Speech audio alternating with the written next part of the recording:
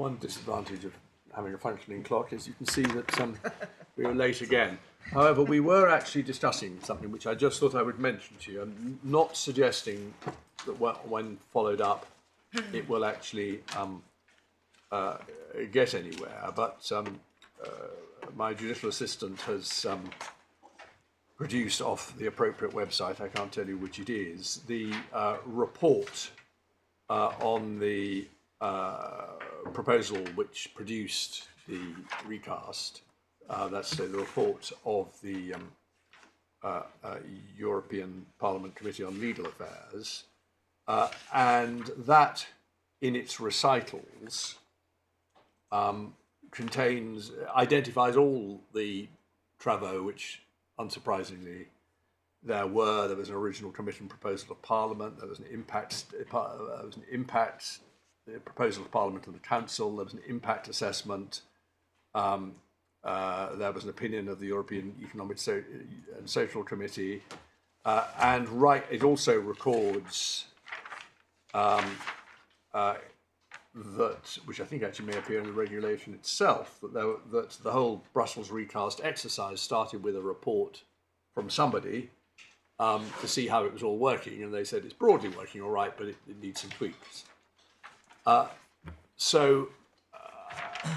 I dare say that exercise has been done, and when you look at all that material, you see there's nothing relevant. Even if there is, there might be an issue about admissibility. But having raised, or my lord having raised the question of whether there was a Donald Schlosser, which there clearly wasn't, we thought we would just draw those materials to your attention to follow up if they haven't been followed up already. Probably they won't go anywhere, but you never know. That's very helpful, my lord. It'll form part of our homework.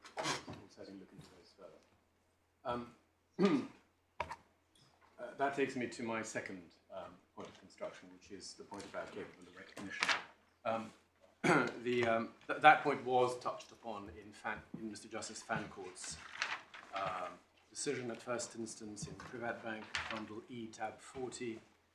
He quoted from another judgment, which itself was based on the Carl Zeiss decision in relation to res judicata and issue estoppel in relation to foreign judgments. And you'll see that at tab 40 of Bundle E, page 1237. At paragraph 152, he says the real issue here is one of recognition of judgments. And he quotes from the Airbus industry case. And it's clear from that case, which is a reference to Carl Zeiss, I believe, as referred to by Mr. Justice Coleman in the Airbus industry case, that a foreign judgment given by a court having jurisdiction which is final and conclusive and not impeachable on any of the grounds which I have previously referred to, i.e. fraud, contrary to natural justice or public policy, will be recognized by the English courts in the sense that it may be relied on by a defendant by way of defense or as giving rise to an estoppel as against the plaintiff. And then the judge goes on to make the point that there's a distinction, at least under the common law, between recognition and enforcement. So, for example, you can't enforce non-monetary judgments under the English common law. So that's the general context. And obviously, when you apply this general, there are, for your reference, there's a more detailed summary of the principles that relate to issue estoppel and res judicata in the judgment of Mr. Justice Bryan in Mad Atelier at paragraphs 46 to 61, which is a very fulsome summary because it considers in particular the question whether, if a judgment is not enforceable under the law of the state of origin judgment, whether it can possibly be enforceable under English law. And the clear conclusion reached after analysing the leading judgments in Carl Zeiss is if it's not enforceable in the country of origin, it can't be enforceable in England. Just talking about Carl Zeiss, this may be a red herring, but does it matter that the parties to this litigation are not common to the parties in the 155 CPA litigation?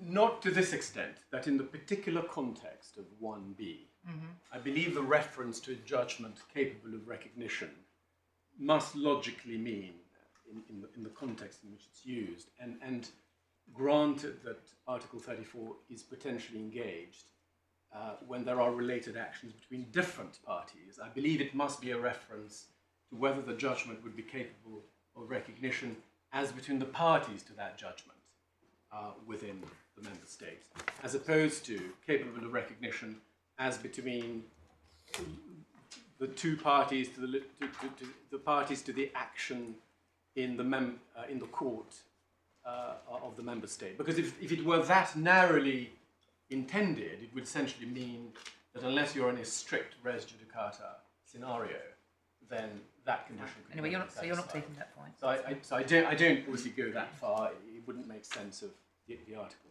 But nevertheless, it has to be res judicata, or capable of recognition from an English law perspective, even as between, so in this instance, we're looking at 155 CPA, as between the MPF and the Brazilian defendants. Is there a tension between your argument on this point and your argument on what's meant by expected? Your argument on what's meant by expected is that it's a factual question as to whether there is a real prospect of a judgment having the relevant quality being given. If the judgment, which there is a real prospect of being given, is one which there is at least a real prospect will be capable of recognition, because it will be so if it goes one way. Why does one not apply the same criteria to both limbs of what you say is a two-limbed threshold? There's no real tension. If I may, can I answer this question in a moment when I develop my argument in relation to recognition? Because I will address that issue. Because the tension, in fact, works the other way. But I think to explain that, I need to follow the flow of my points. So what we know for certain is that looking at the matter intrinsically, if I can put it that way, what I mean by that is not by reference to a prediction as to how the merits of the action in the court of the third state will go, because it can't possibly have been intended that the court of the member state would have to take a view as to how the decision will pan out on the facts or on the merits. Looking at the matter, therefore, conceptually, we know conceptually that a judgment that is in favour of the Brazilian defendants, in our case, would not be capable of recognition in England, because it would not be final and conclusive or create any res judicata in Brazil. That's for certain. That's agreed between the experts. So we know, therefore, that on one outcome, a CPA judgment will not be capable. Sorry, I think you said we know conceptually judgment that is in favour. You mean is not in favour? What do you mean is a in judgment favour? in favour of the defendants Right. would Yep. not be final and conclusive as against the victims, essentially. So we know that that kind of judgment will have no res judicata effect in Brazil, Yep. and therefore can't possibly have any res judicata or treated as being capable of recognition for English law purposes, and therefore within the meaning of 1B. So what essentially, therefore, that means, and indeed that's how the other side put it in their skeleton argument, is they say, nevertheless, the condition of capable of recognition is satisfied, because they say the CPA judgment would be final and conclusive if favourable to the appellants. That's how they put it. And the essential feature of that contention is that it relies on a specific outcome of a judgment of the third state court as satisfying the criteria. And that approach is an inherently problematical approach in my submission, because it effectively requires the language of a judgment which is capable of recognition to be read as either a judgment which, if decided one way only, would be capable of recognition, or alternatively, as a judgment which may be capable of recognition. And neither of these formulations, in my respectful submission, reflects what 1B says. In the absence of restricting or qualifying words, the natural meaning of a judgment capable of recognition is a judgment which, whatever its outcome, however it's decided, is capable of recognition. In other words, as my lady, I think, earlier put it, I'm sorry to interrupt you. Isn't that the problem with your first argument? You say the words "to be expected" Yes. means there is a real prospect of. And those are the words which govern everything that follows. So there isn't a language problem with treating capable of recognition as meaning may be capable of recognition. If you're right, what is meant by the words expected is simply there is a real prospect. Well, That's where I see the tension. I understand that tension. I mean, obviously, it needs to be resolved in some way, but there are different ways, there may be different ways of resolving it. One way of resolving it would be to say that even if expected is to be seen as going to both the giving of the judgment and the quality of the judgment, that is still a reference to the likelihood of a judgment, which given either way will be capable of recognition. It doesn't necessarily have to be read, the concept of expected, as meaning that it's calling for an inquiry into the likely outcome, because that is the least likely, that must have been the least likely intended objective of the section, because the member state, the court of the member state can't possibly have been intended to assess the merits of the action before the third state. It's not being asked to in this case. It's not being asked to decide what the outcome will be. It's simply being asked to decide whether, it being common ground that on one outcome it will be recognisable, that's sufficient. It doesn't have to go into the merits to do that. It's not forming an assessment of how likely it is that there'll be one result rather than the other. Well, that's true, but you still, but the language is still that of a judgment capable of recognition. You're still stuck with that. I mean, you need to unpack that, and we can look at it in a slightly different way. There's absolutely no doubt that if you approach the point as the entire section as being provision as being raising a conceptual point, as they say it should be the case, so let's assume I'm wrong on the expected point, then there's absolutely no doubt in my respectful submission that the plain and obvious construction of 1B is that it is referring to a judgment which, however it's decided, is capable of recognition. That in my respectful submission, is obvious. You can understand that also in the context of, for example, how under Article 30, the assumption there is one of automatic recognition. That's a starting point for judgments between member states, and in that context, all judgments are entitled to automatic recognition, and the assumption, obviously, is those judgments are entitled to recognition either way. There's no carve-out, as it were, depending on what the outcome is. But so if you therefore look at it by comparing the Article 34 regime and Article 30, one can see, in my respectful submission, how that tends to support the view that there's no intention here of calling for a guess or an assessment of how it's going to go on the merits. But let me just put it this way, that the natural construction is supported by at least one choice that the drafter has made in 1B. If you look at the language of where applicable,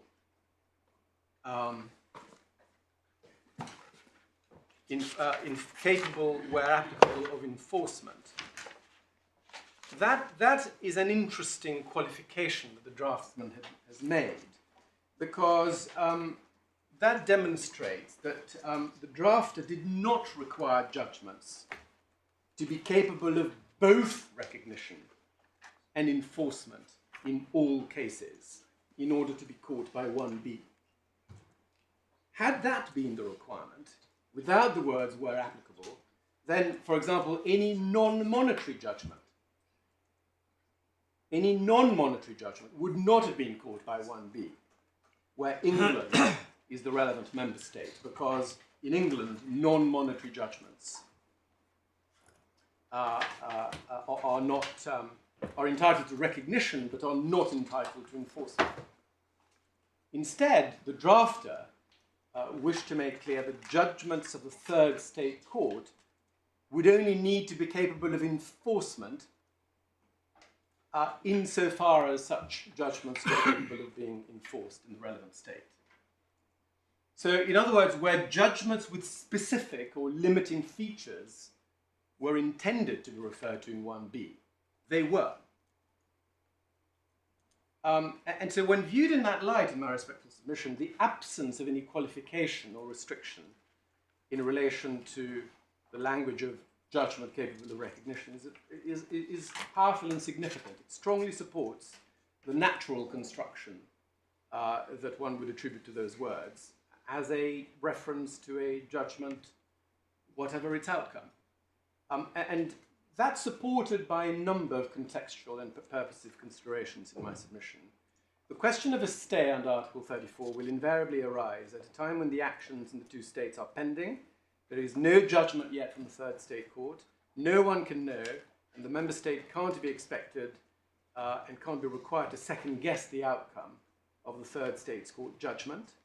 And these considerations militate against a construction that depends for its validity on knowledge, expectation, or determination of whether the judgment of the state court will be favourable to one party as opposed to another.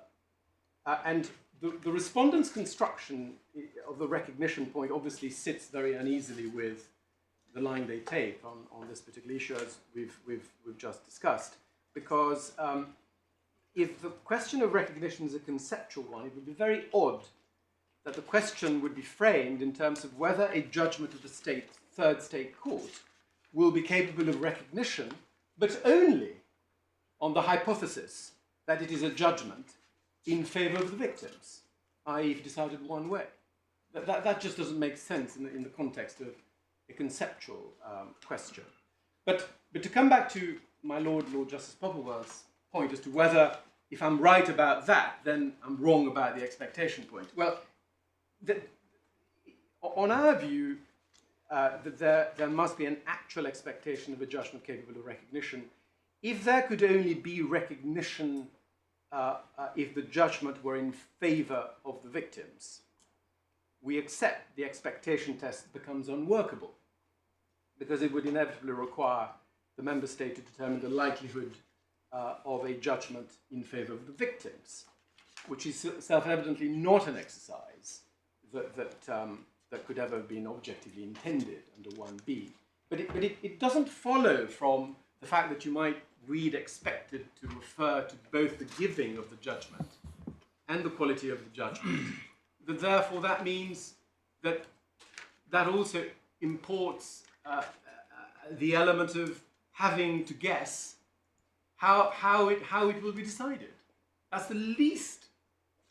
That's the thing that I think probably everyone would agree can't have been expected or can't have been intended in the context of 1B.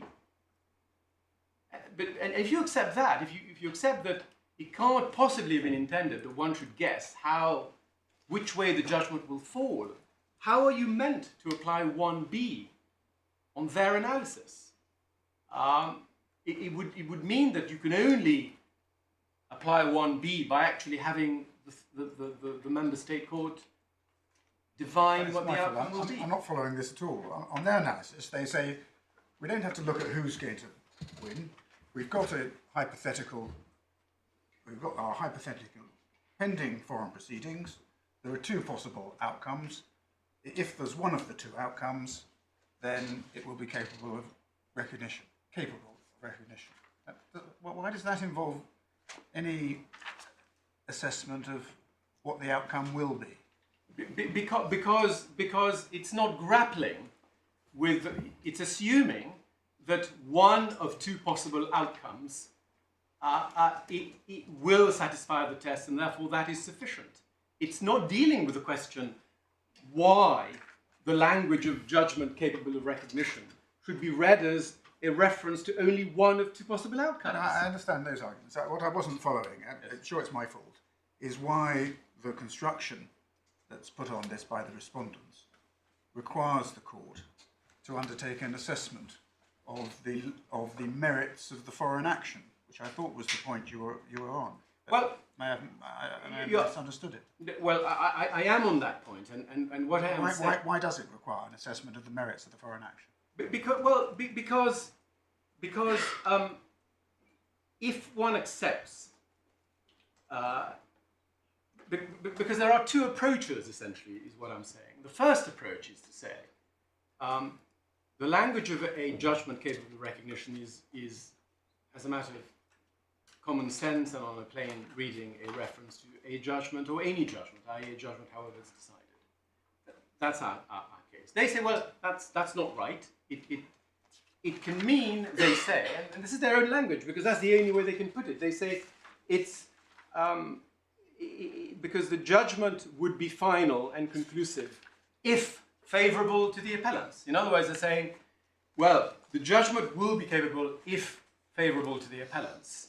And so if you transpose that concept into the language of 1b, it's effectively saying, well, it is expected that a court of the court of the third state will be final and conclusive. No, it isn't. It's adopting the language and saying it's capable of recognition.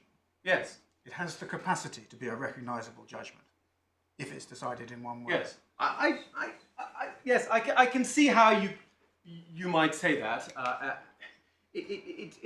But it's still not grappling. I suppose maybe what you're saying is I only have 1 point, but maybe I do have only 1 point and I don't have 2 points. But I'm happy to have 1 point, but it's good enough for my purposes because it's a central point. I mean, it's an absolutely fundamental point. And it happens. Well, this is where I want to make a second point, which you say doesn't quite work. But I was going to say it chimes with their own notion of the question under 1b being a conceptual one. Because once you accept that it is meant to be purely conceptual, then one would tend to think that there should be no need for any inquiry as to whether it should be one type of judgment or another. It tends to support the view that it's a reference to any kind of judgment, because it's a conceptual point about the capability of a judgment to be entitled to recognition. So why should one therefore include in that analysis any kind of either inquiry or any kind of qualification by reference to what kind of judgment it is? So there we are. I think I've probably gone round that particular boy sufficiently. But we do say as a matter of language, it's very clear and it's entirely consistent with their own conceptual point. I do also say that consideration of the underlying purpose of Article 34 points to yet further difficulties with their construction, because again, the manifest purpose of a stay under Article 34 is to await a judgment of the third state court, and that's supported by the provision in paragraph 3 that the member state court may dismiss the proceedings before it once the proceedings in third state court have concluded. Yet the consequence of the respondent's construction is that the power to stay may be exercised on the basis of a mere possibility that a judgment may be rendered by the third state that would be capable of recognition. And the net effect, therefore, of that construction is that the proceedings before the member state may therefore be stayed, potentially for a long time, for no good reason. For no good reason. But that's all. That could all come in at the discretionary stage. Yeah. We're looking here at a threshold, without which there's simply no discretion at all. Per contra, it might be said, well, it would be a bit odd, wouldn't it, if you had some foreign proceedings, which are quite complicated, and there are 37 different ways in which the various permutations might work. 36 of them will produce a recognisable judgment.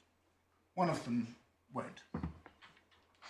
Article 34 was not available at all. Even though one might be able to say, if you were looking at it from a discretionary basis, on a wait-and-see basis, and looking at the utility of the foreign judgment for the purposes of the English proceedings, it's overwhelmingly likely, not certain, that it will have some utility for the purposes of the English proceedings, so that at the discretionary stage it makes very good sense to wait and see. Would that not be a surprising outcome? Well, I find it a bit difficult to think of a judgment of the kind that you're describing, where there might be 36 ways in which it would be binding, but then 37th in which it would not. Because normally a judgment is binding between the two parties, potentially, or The word isn't binding. Or it isn't binding. The word is recognisable. But yes, but recognisable under English law takes its cue from what is final and conclusive in the place of origin. Well, recognisable and capable of enforcement. Suppose there were various routes the foreign court could take to resolution, but one of them involved a form of remedy which this court, which would be not enforceable and perhaps, maybe Ron used the term, not recognised in the English courts. Well, then it wouldn't satisfy 1B. Yeah, but it's an example of my lord's point where you wouldn't know which way the court was going to jump.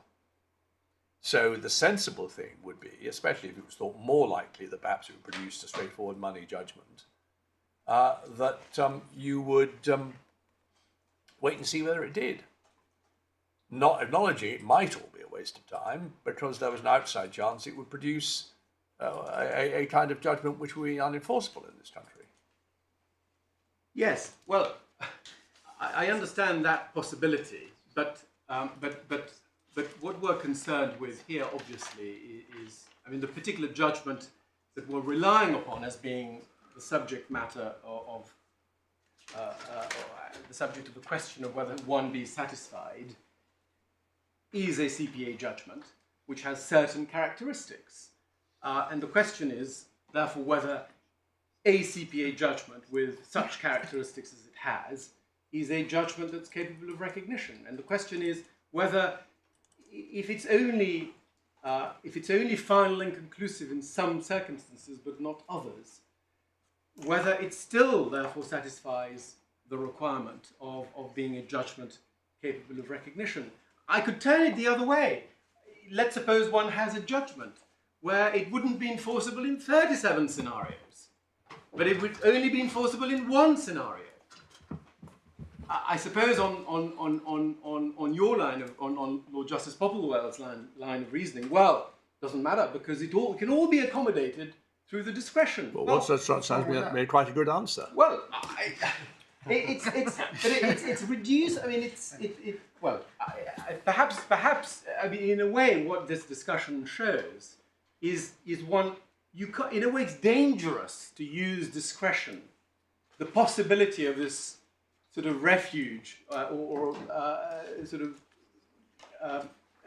fallback of discretion as somehow justifying whatever construction one wants to put on the threshold conditions, on the basis that, well, it doesn't really matter because even if you adopt a loose approach to the language, why not say flexible? Why not say flexible, which is what recital 23 says. Sorry, we're joined at the hip.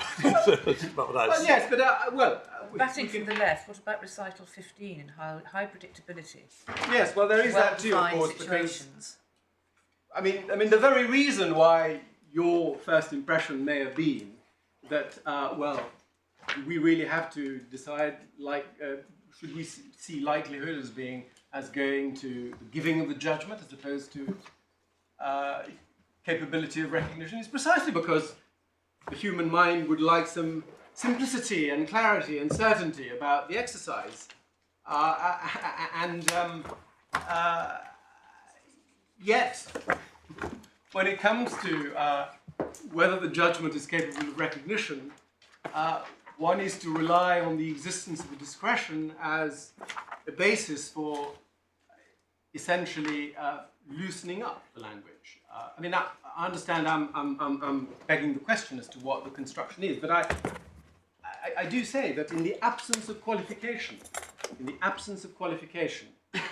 where it simply says a judgment capable of recognition, that is, on the face of it, simply a reference to a judgment, however it's decided. I suspect we really have Yes, we've exhausted done, yes. this point. Can I just ask something which I'm rather embarrassed by? So I suspect I should have focused on it earlier. But what we're talking about is a judgment capable of recognition or enforcement. What we are told, if I've got this right, the judgment capable of recognition and enforcement will be, in this case, is the generic sentence in the 155 billion CPA. If it's in favour of the victims, or Yes, against the I counties. Yes. got that point.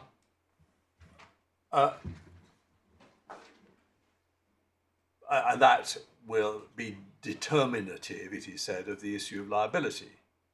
Yes. And one can see lots of ways in which it might be determinative in practice of the issue of liability. But would it be a judgment in the sense in which that term is being used in Article 34, or judgment capable of being recognised? If this is not a point you're taking, I don't want to make you take it, but I just want to understand. Well, I am not taking a point that a judgment in the form of, or that contains the generic sentence, as it might be produced at the end of a CPA, is not a judgment for the purposes of Article 34. I'm not taking that point. Okay. But I am taking the point that it is not a judgment capable of recognition. Oh, well, all right, but Because of that's what matters. Sorry? Within the meaning of a 1B. But for the reasons, all the reasons you've been giving. Yes. Yes, but not for a separate reason that I've no idea what a generic sentence would look like. That's not a judgment at all. No, I'm not taking that point. I'm not taking the point that... It's not, nor is a judgment, or at any rate, it's not a judgment capable of recognition in the sense that all it is a statement about certain legal state of affairs which doesn't produce any relief by itself. It's merely a platform for a number of individual cases which will lead to individual judgments. That's, I thought, was a point that might be taken. It might be a bad point, but that's not the point you're taking. I'm not taking that point. The only bar to recognition, you say, to fulfilling the recognition requirement, is that it's a one-way Yeah. possibility. Yes. Yeah. Okay. That's very Exactly. clear. And which I say is not what is intended by 1B. Yes. So I think that takes me probably to my third topic, which is whether a stay is necessary for the proper administration of justice.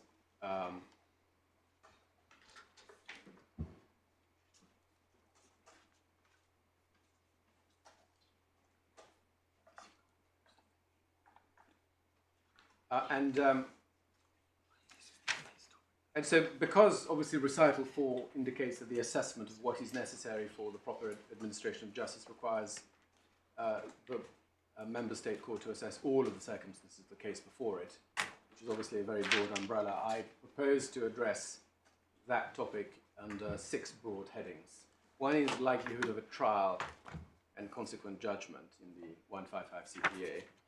Second, the degree of relatedness between the English claims and the 155 CPA. Third, the risk of irreconcilable judgments. Fourth, considerations of delay. Fifth, possibility and practicability of the consolidation alternative. And sixth, the relevance of the priority axes and the LC proceedings, the local commission proceedings. Now, I will not deal with the consolidation point, the 5th point at this stage, because that's really the other side's point that they want to pursue, and that they have some further detail I think they want to tell the court about, and I'll therefore deal with that in reply. I don't need to say more than what I've already said in relation to priority acts, at this stage at least, in relation to priority access and local commission proceedings. Short point there being that for the reasons I gave in the context of collateral attack, the issues that are such issues as there may be for determination in the context of the priority access or under the novel system and so on. Those are issues concerned with the Renova programs or the elements of the rough justice system.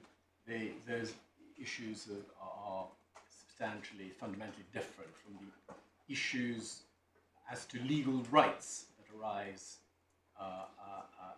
in the English proceedings, and therefore the risk of irreconcilable judgments is essentially non-existent as between those proceedings and the English proceedings. So I'll come back to that, if I may, in reply. But what I want to concentrate on and show you some evidence about is the first four topics, i.e. likelihood of a trial, degree of relatedness, risk of irreconcilable judgments and delay. So, but before I turn to those very briefly, I want to emphasize one important aspect of 1C, which is that... Sorry, I'm sorry to hold you up, but yes. If you're not going to deal with the sixth point any further, the priority axes, I am interested, as you can probably tell from what I said earlier, about whether they're part of the CPA proceedings and whether if there were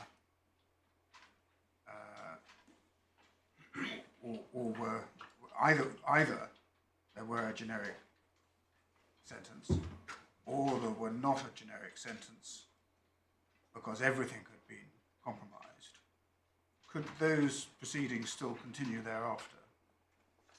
Priority access issues. And if so, would they be part of the 155 billion CPA proceedings?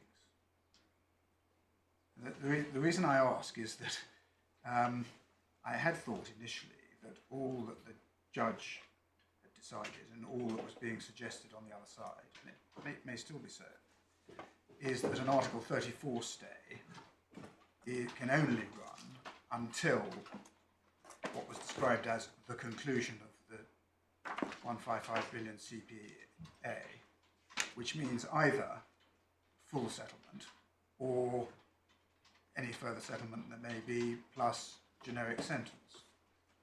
But the discretionary factors that one might be taking into account might look different if actually what was meant was the working out for individuals of any generic sentence or of any settlement, whether it be partial or total.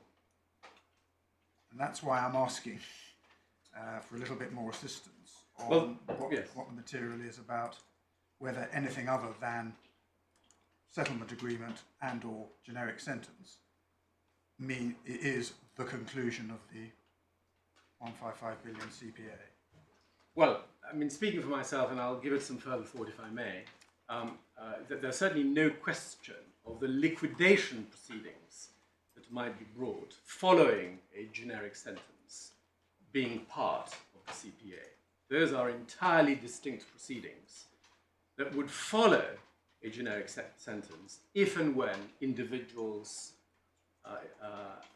covered by the generic sentence decide to pursue their individual claims in their local courts, wherever they may be. So that's an absolute given. And I don't understand the other side to be disputing that. I could be wrong, but we'll see. So far as an overall settlement is concerned, of, for example, if the renegotiation process led to an overall settlement, an attack, a final attack, as they put it, my assumption is that if and when that point were reached, that would bring the entire CPA to an end and effectively lead to the conclusion of the CPA, and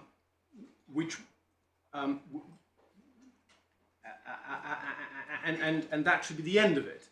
It's conceivable, depending upon what the terms of settlement are, that there might be further life, potentially, under that settlement, and potentially some other mechanism. I'm just guessing, depending upon what they agree upon. Conceivably, they might agree some further sort of quasi-judicial supervision of the settlement going forward. Under TTAC and GTAC, if that's anything to go by, it looks as though that court proceedings are the available route for giving effect to that. Yes, and if and insofar as and as far as we are concerned on this side, those submissions to court determination that may be agreed upon, those are not part of the CPA itself.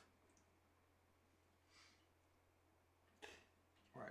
Speaking for myself, that's roughly what I thought the position was. Yes. But you haven't addressed the messiest bit, or if you have, I haven't picked up that you have, which is the proceedings already started under the rough justice procedure, and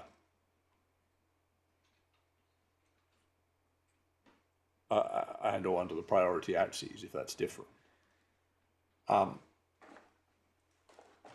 But is this right? Your position would be that I'm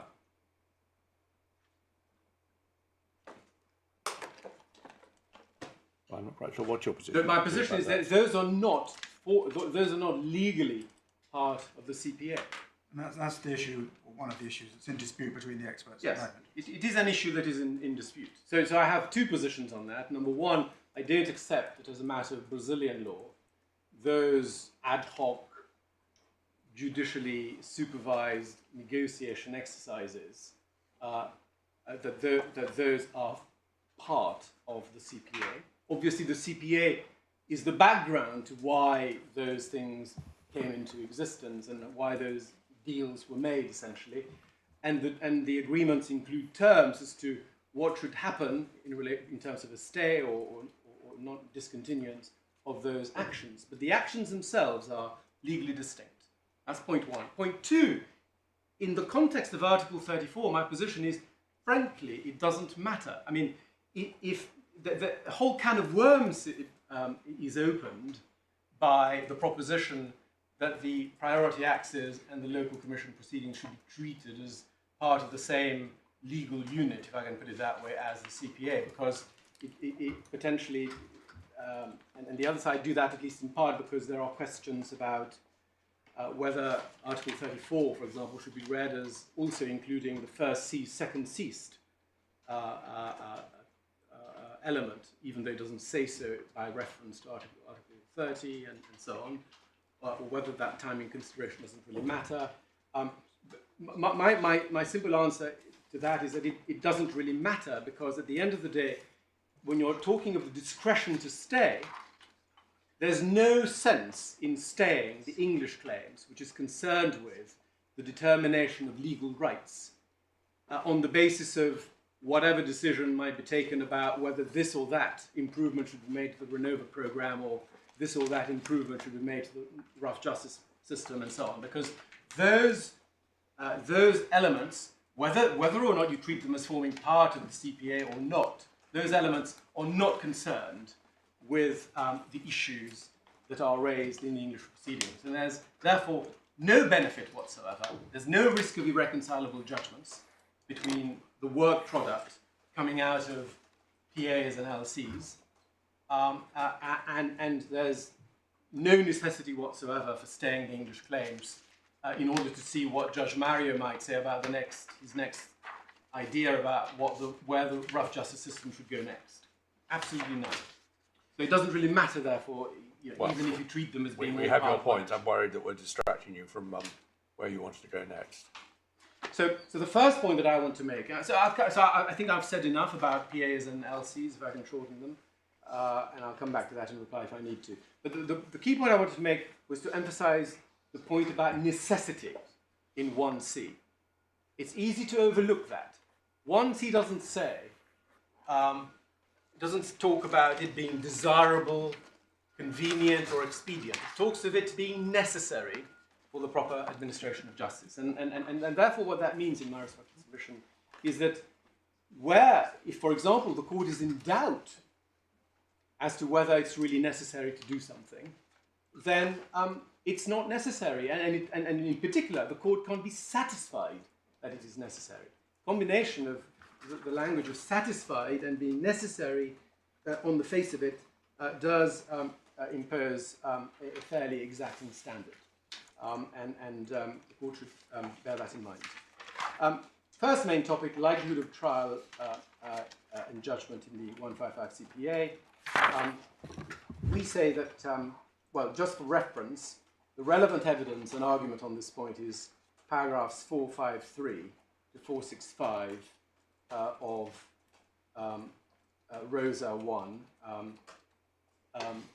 think Lord Justice Popplewell will probably want the reference to Didier as well, so we'll put that on the list so you have it all in one place. But I'm just trying to explain what our argument is at the moment.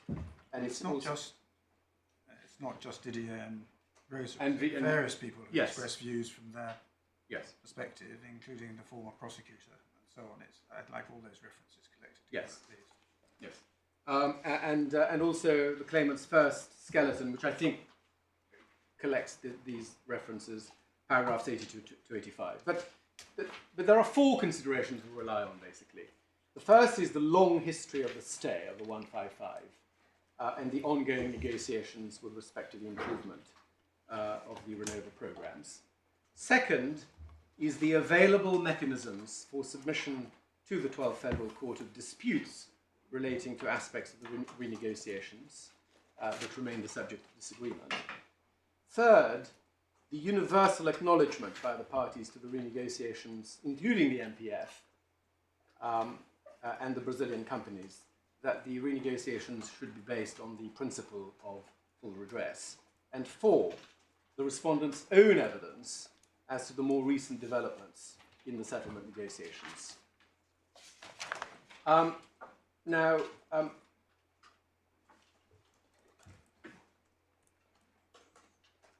I think you know, and I'm not going to go through the detailed history, I think I can skip all of that, the stay, the claim was begun in May 2016, that's the 155 CPA, it's been stayed since January 2017, the GTAC was then executed in June 2018, envisaging a initial two-year renegotiation period extendable by a further 2 years to August of this year. There was a recent further period of stay ordered by Judge Mario, which expired in last December, but the negotiations are nevertheless ongoing under the leadership of the Council of National Justice, and the respondent's own evidence is that the stay will be extended to allow negotiations to continue until at least middle of this year. The parties to the GTAC and to the CNJ negotiations have obviously for years been and remain heavily invested in the settlement negotiations. There is a mechanism, as you know, under the GTAC for references, for disputes about the implementation of the TTAC or the GTAC to be referred to determination by the 12th Federal Court. The parties have been making extensive use of that through the priority axes, as we know.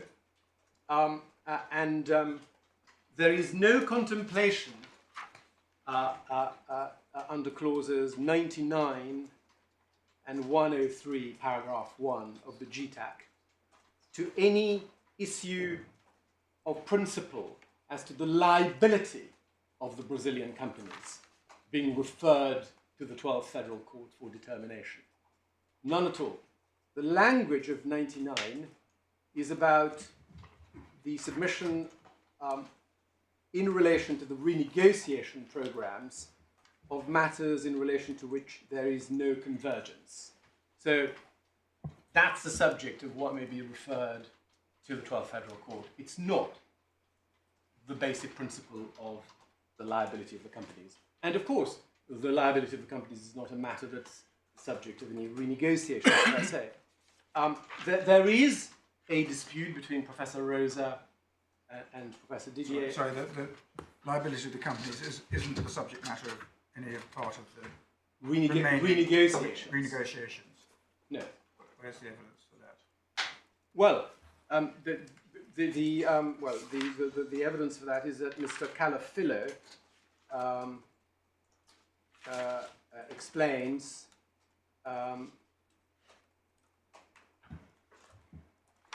forgive me. Can you find the paragraph in Caliphil away? He explains that the negotiations. We'll find the reference, but It is, however, an issue in the 155 billion CPA capable of being resolved by a generic sentence in the absence of successful negotiations.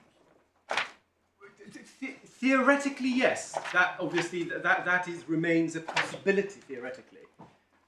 Professor Rosa, I think, takes a particular view of the effect of clauses 99 and 103, namely that as long as any party to the GTAC wishes to refer a dispute, that's the subject matter of the renegotiations, but which doesn't result in an agreement.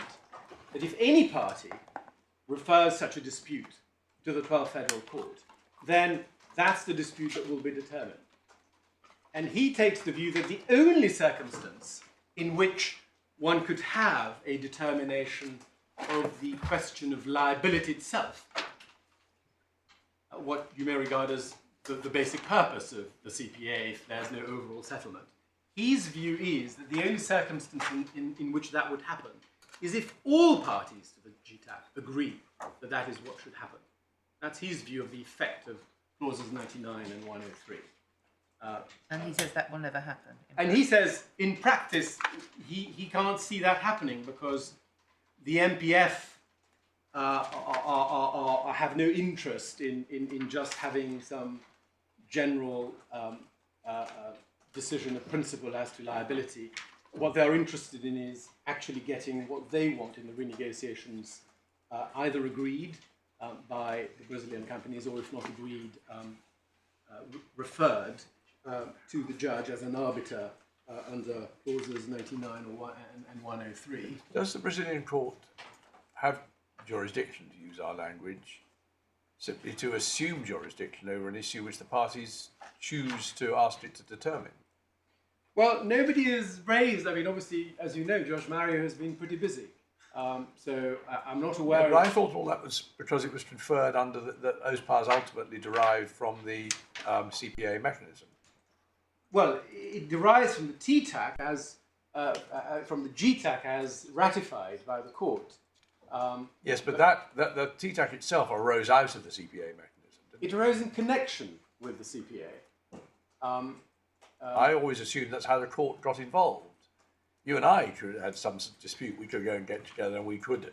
Yes. We could agree an elaborate mechanism whereby we negotiate. And if we couldn't negotiate, we'd refer it to the court. But in an English concept, unless there was some overall legal framework for our negotiation, the court could say none of my business. Yes. I know you bring an ordinary case, of course.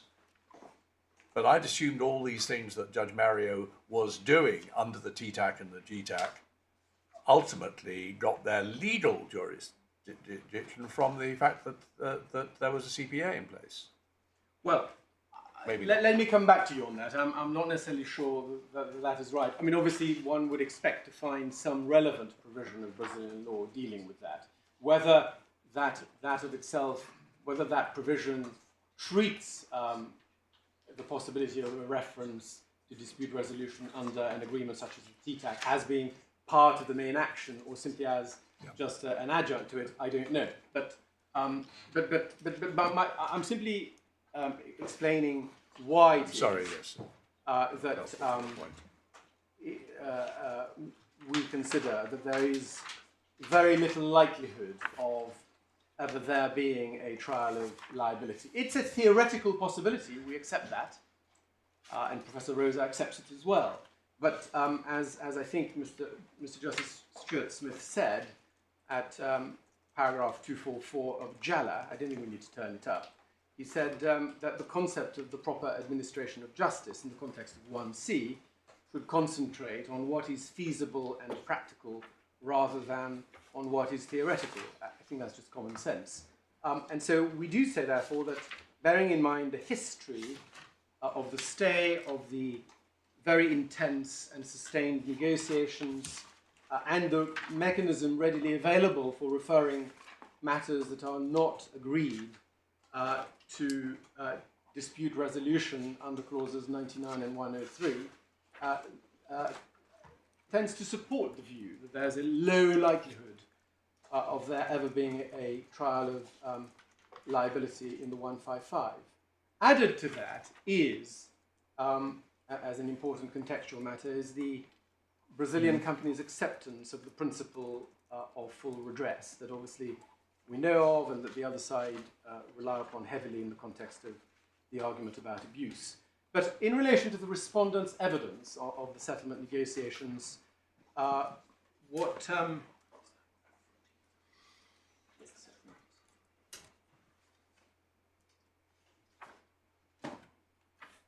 Yes, exactly, thank you. So if we look at Mr. Calafillo's statement, which is in bundle N, tab 48. M for mother or N for... Sorry, N for Nero. Nero. I know, sir, I'm not quite sure why it's coming to my head. But, No, no, it's one should not read anything into that. No. Anyway, much misunderstood according to I think it's almost certainly because I feel like having a cup of coffee. But, so tab 48, paragraph 14. This is where he refers to the letter of premises, which in a sense is an elaboration or a further addition to the GTAC process, with some yet further public authorities getting involved and trying to get things happening. And he says the letter of premises is based on and reiterates the principle of full redress. It provides for principles governing negotiations which are aimed at achieving a full agreement with definitiveness and celerity regarding the reparation and compensation, etc. The negotiations are concerned with how to improve... Sorry, where are you reading from? I'm so sorry. Paragraph 14 on page 2922. Yeah.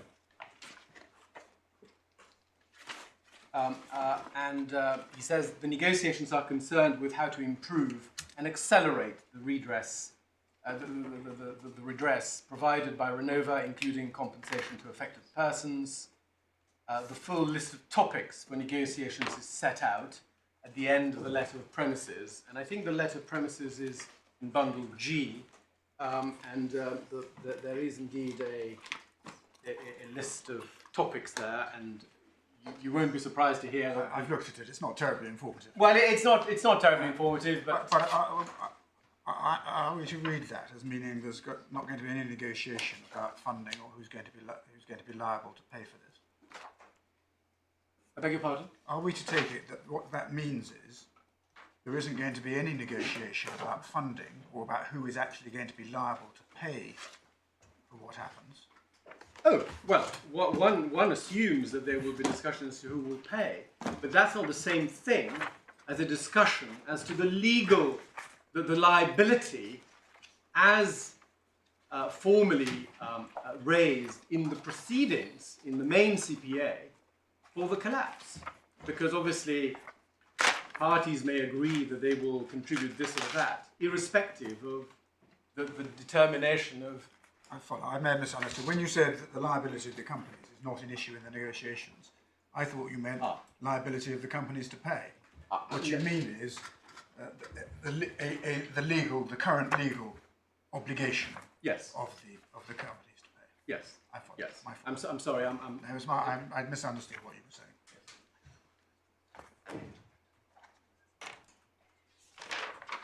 Yes. Well, just very briefly, if I can ask you to look at the GTAC again. I'm sorry. It's bundle G tab 2020. I'm sorry. Forgive me, tab 19.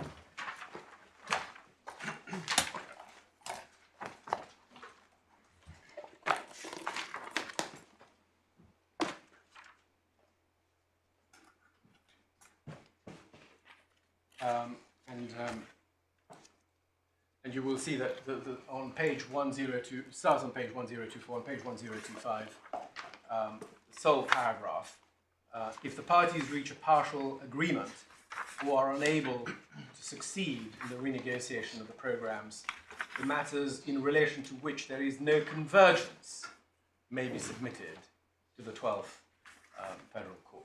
And that's consistent with paragraph 18 of Mr. Calafilo's statement, where when he says if the negotiations don't succeed by around mid this year, the CPA will resume in respect of those matters not agreed or otherwise determined in the priority axes. Exactly. So the matters not agreed under these negotiations, Yes.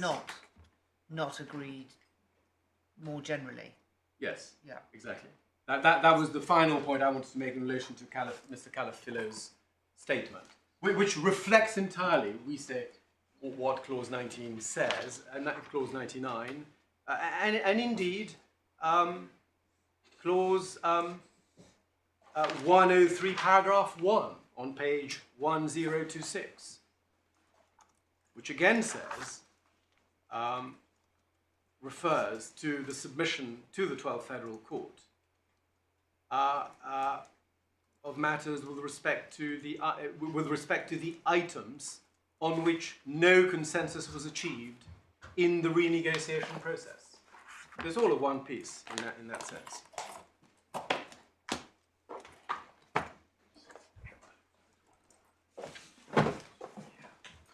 So, and just to build on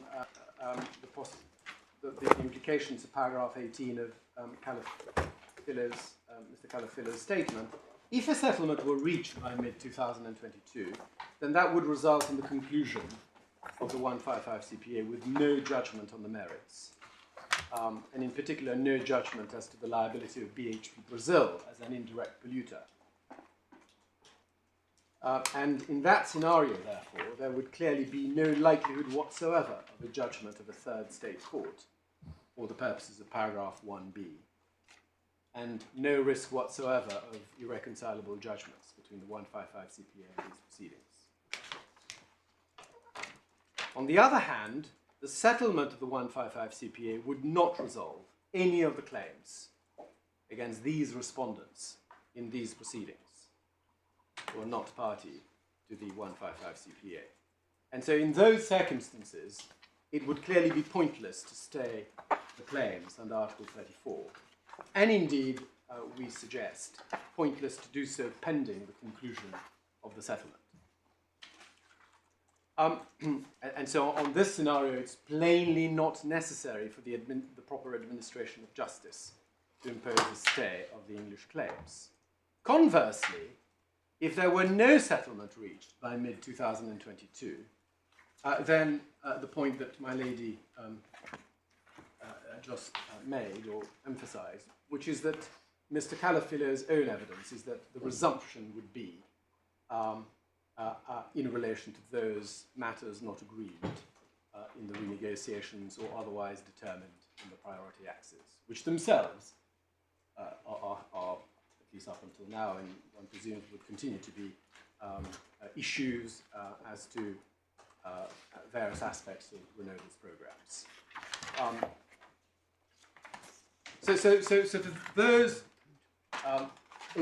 overall reasons, we do say that the strong likelihood is that there will simply never be a judgment on the merits, and that's highly material to the question whether one be satisfied on our construction of the concept of expectation, but even if we're wrong about that, in relation to both necessity for the proper administration of justice, as well as discretionary factors generally, including obviously for example, to see whether the proceedings are likely to be concluded within a reasonable time, and whether therefore a judgment will be obtained in a reasonable time. Come to my next topic, degree of relatedness, which will require some consideration of parties' pleaded cases in the two sets of proceedings. I propose to address degree of relatedness under three broad headings. One is parties, the second is causes of action,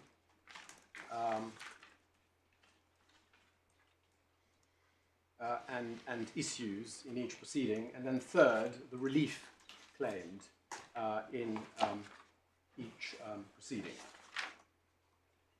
Parties, common ground, there is no overlap at all between the parties to the two respective proceedings, for reasons we know. And so I've already made points before in relation to even an absence of identity or limited identity of interest between the NPF and the victims because of the asymmetry if there is a favourable judgment. But leaving that aside for the moment and focusing on the question of parties and why that's relevant, the particular relevance of there being no overlap at all between the parties is that it severely reduces, in my submission, the utility of a stay on the wait and see basis and undermines the necessity for a stay for the proper administration of justice. It's common ground that because of the non-overlapping parties between the two proceedings, a judgment following a trial of the 155 CPA would not be res judicata, as between the claimants and the respondents in the English proceedings. And further, in the light of the rule in Hollington and Hewthorne, that the actual findings of fact of the Brazilian court in the 155 CPA would not be admissible in evidence. The respondents, however, point out that Hollington and Hewthorne does not prevent a judgment from being relied upon as a record of the primary evidence presented to the court that gave the judgment. That is true. A number of cases make that point, because in that respect, because a judgment could be seen as essentially just a summary, containing a summary of raw evidence, if I can put it that way. There are three difficulties with that argument in the context of Article 34. First, it presumes that a judgment on the merits following a trial of the 155 CPA in Brazil would contain a useful record of the primary evidence given to the Brazilian court. That may or may not turn out to be correct. It will all depend on how the relevant court decides to express itself. So it would depend upon the actual contents of the judgment. And of course, the peculiarity of our position is that we're not here dealing with a rather typical case where this kind of exception to Hollington and Hewthorne has been deployed, which is where you've already got the judgment and one of the parties wants to make use of it, so you know what it is, you've got it, and the argument is about, well, is it admissible or not? This is not our situation. We are here guessing, 5 years before the event, what possible utility a Brazilian court judgment in the 155 CPA will have. And so that's the aspect of utility that they identify. So it's a precarious basis for the supposed utility of that prospective judgment. Secondly, even if the Brazilian judgment did contain, ultimately, a useful record of at least some, I think it would be rather optimistic to suppose that it would contain a summary of all of the primary evidence that's relevant to the case. But that, in my respectful submission, is an insignificant benefit in the overall scheme of things. The parties to these proceedings will themselves be able to produce the relevant evidence to the English court without having to wait several years for a hopeful summary of it in the Brazilian judgment. And indeed, without having and avoiding entering into satellite disputes as to the meaning and effect to be given to the supposed summary of the primary evidence in the Brazilian court judgment, if and when received. And thirdly, viewed from the perspective of what is necessary for the proper administration of justice, it is simply not necessary. In fact, it would be rather, without wishing to be disrespectful, rather mindless in our respectful submission, to stay the English proceedings for several years in the mere hope that perhaps one might get a Brazilian judgment that might contain a rather useful summary of the primary evidence. All of which would be capable of being readily and independently adduced by the parties. Now, the respondents also say that the English court may be able to consider the Brazilian court's findings and give them such weight as may be appropriate. And this is where they sail dangerously close to Hollington and Hewthorne, and come very close to infringing the rule. But more fundamentally, the possibility that a judge may find it to be of some interest to see what some other judge dealing with a similar point may say in future.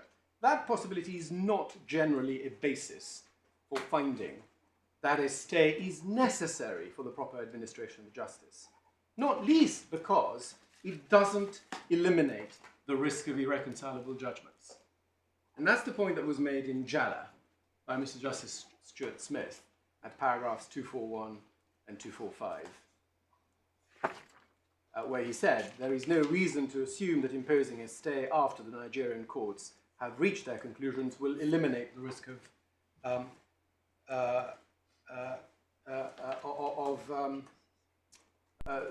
irreconcilable judgments.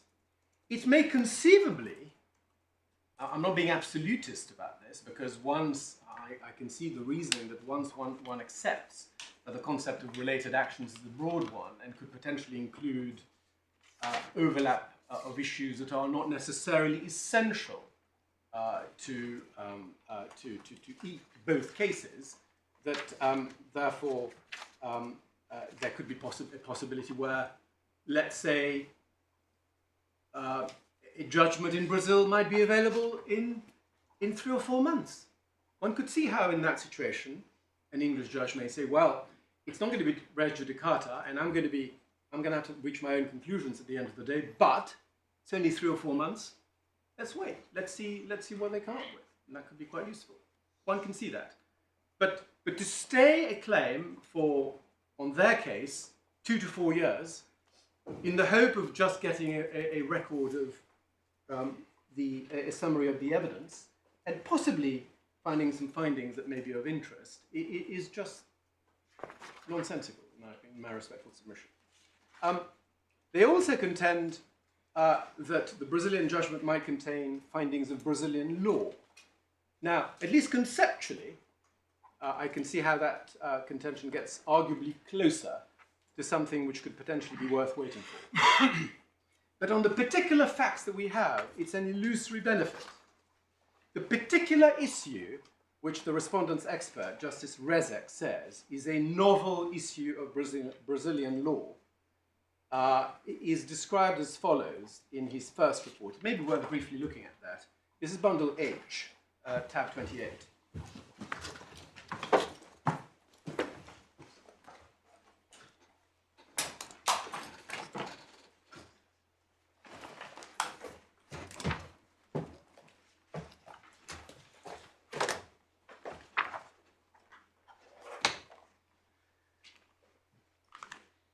So this is where he addresses some of our causes of action in England, and I'll come back to some of the detail of that in a moment. But he says... Which paragraph? I'm so sorry, paragraph 189 on page 1417.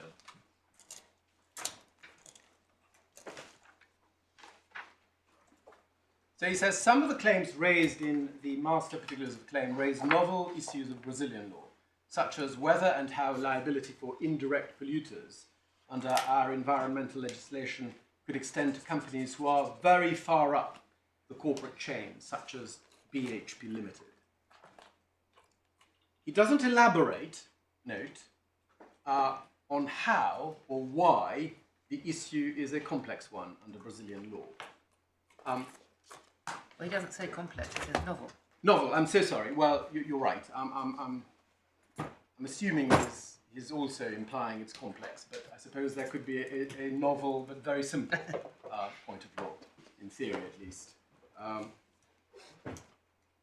The Professor Rosa responds to this point, and this is bundle K, tab 35,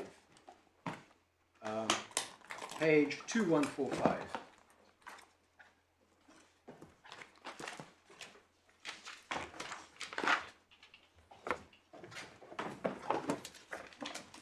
and we can pick it up. Sorry,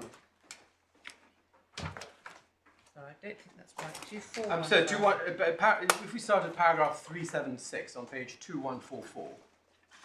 Again.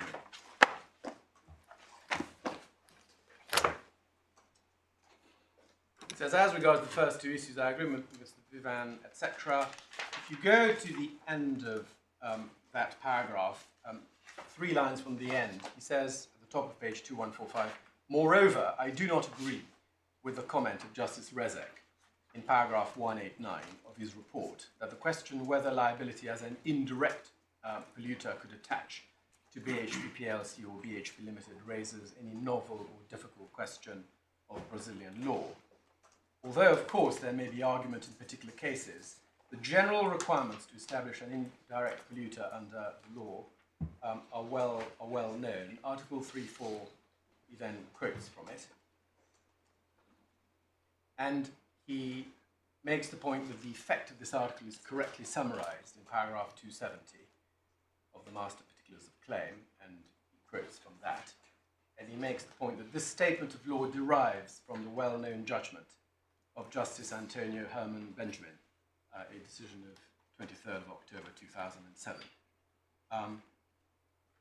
And he then expands a bit further in paragraph 378. So Professor Rosa pointed out that, at least from his perspective, there was nothing novel or even particularly difficult about the underlying principles of Brazilian law that are at stake.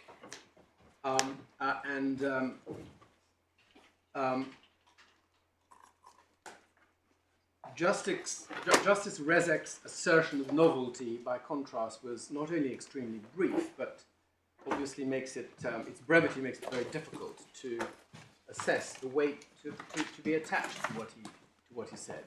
Mr. Vivan responded to Professor Rosa's evidence, and we can look at it briefly. Bundle M, tab 41.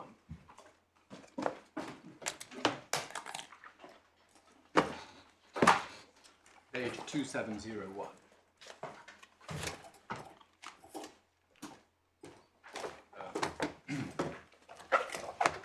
Give me the page reference again. Page 2701.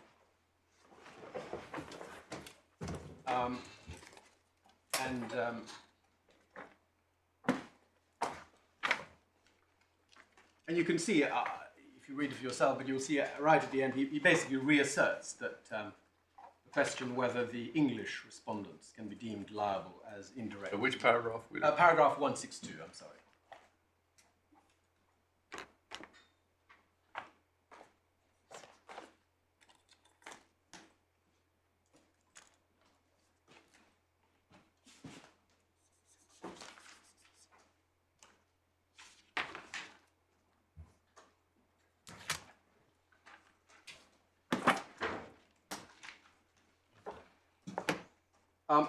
So he therefore doesn't really elaborate on why the question is difficult. At best, his statement suggests that the application of the principles may be difficult in particular cases. But that does not suggest that the principles themselves are unclear. You're making a slightly theory. I understand the distinction between principle and application principles, but the dividing line may be difficult. The principles set out by Professor Rosa, based on the judgment of Justice, I've forgotten the name, set out some very broad general principles, such as whether you benefit, whether you fund. But now take the question of a shareholder. Does a shareholder benefit from the pollution? Well, the activities which lead to the pollution? Well, yes, in one sense. Do they fund it? Well, yes, in one sense. But one can easily see that would be a difficult question. You could say it's a question of principle or a question of application. I wouldn't dispute with the proposition that the application of even well-established principles can be difficult. I can also see how, in some cases, the line of demarcation between a statement of the principles. Well, but why exactly does it matter from the point of view of the point you're making? whether the point is one of principle or of application. Well, it's simply that normally the way in which an English court receives evidence of foreign law is by limiting the evidence to what the principles are. Because the application of the principles is a matter for the judge. It's not. It's a principle. It's a principle that is observed more in the breach than in the observance. I have almost certainly the majority of people ignore the principle. But if you look at Dicey, I'm afraid I don't have the reference to hand, but it's a well-established principle of the law of evidence that the evidence of foreign law that is to be received is the evidence of the principles, rather than how this or that foreign judge would apply the principles. But it's absurd to say that if there were decisions of the Brazilian courts going different ways about whether a shareholder came within the definition of an indirect polluter, those would be ignored because you could say, well, that's only the application of the principle. Well, obviously you may be able to derive a range of principles from case law. Some of them may be principles that are the black and white, the black letter law principles. Others may be principles as to how the court construes particular things or approaches particular things. And so those also may form part of a subset of principles. But ultimately it doesn't matter. The reason why I'm drawing attention to this point is that normally what an English judge may find useful potentially is a statement of the relevant principles from a foreign judgment. But the point doesn't even matter in a sense, or is even more difficult for them, because what Justice Rezek and Mr. Vivan have been saying is that the question of the liability of companies very far up the chain is a complex issue or a novel issue. But that's not an issue in the 155 CPA. What is an issue in the 155 CPA is the liability of BHP Brazil, which is the direct shareholder of Samarco. So the novelty, and it's fair to say the comment about novelty that they was making was indeed about the causes of action in England. So the position, therefore, we have is that there's no evidence before you from the respondents that there are any particularly complicated or novel principles of Brazilian law that are engaged in the 155 CPA that it would be useful for the English judge to wait another 5 years for. We're not even in that territory. So that's a further point that I ask the court to bear in mind. That there's simply no good reason to suppose that an ultimate judgment in the 155 CPA would actually address the allegedly novel question of an indirect polluter liability, of the indirect polluter liability of an indirect shareholder very far up the chain of corporate ownership. That's not an issue in the 155. So that then brings me to causes of action and issues and the extent of relatedness there.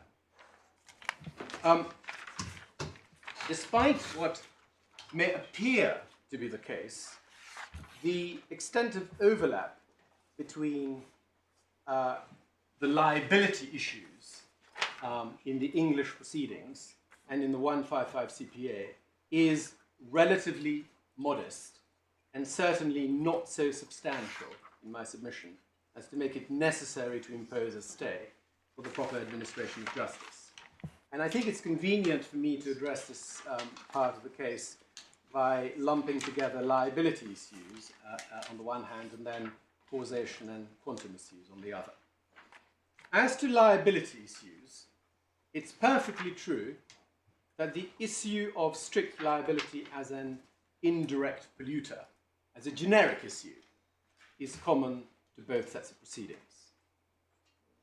But there are nevertheless important distinctions between the two proceedings, even with respect to that issue. First, as you know, the 155 CPA is concerned with the liability of BHP Brazil, whereas the English proceedings are concerned with the liability of BHP PLC and BHP Ltd.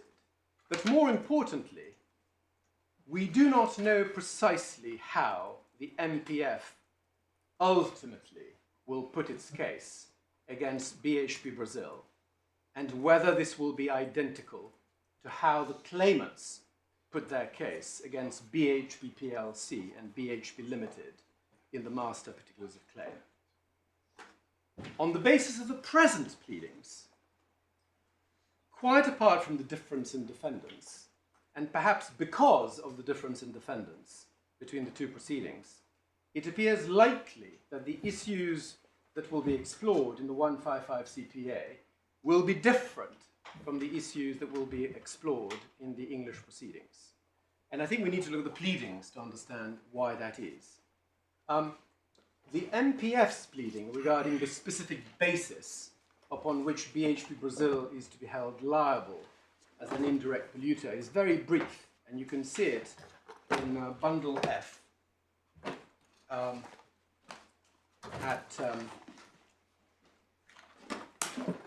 tab 16. This is the statement of claim in the 155 CPA.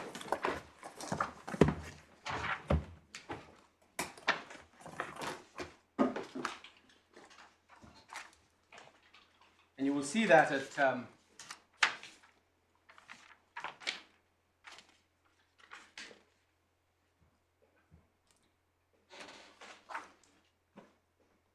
forgive me, at page 754.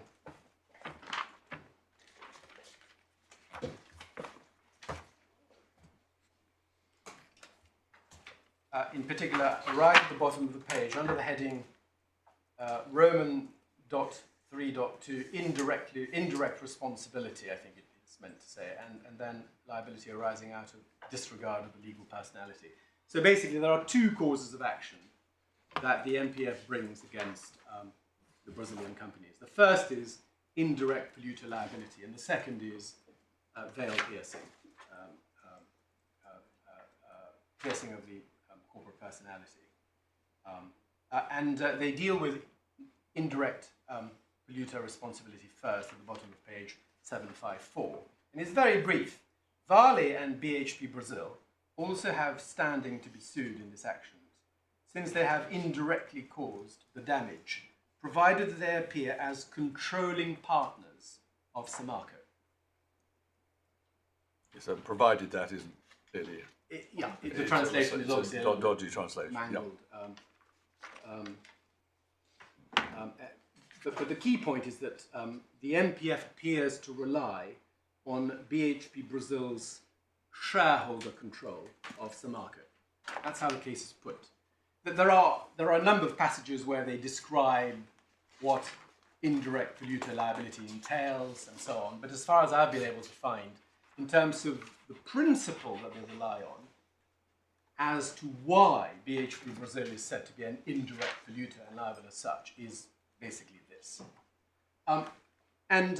This appears to be, this basis of liability appears to be what BHP Brazil understand the claim to be against them. Because in their defense, if we go to Opus,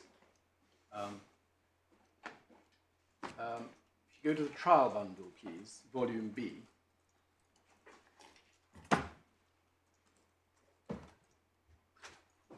and if you go to B5, tab 13,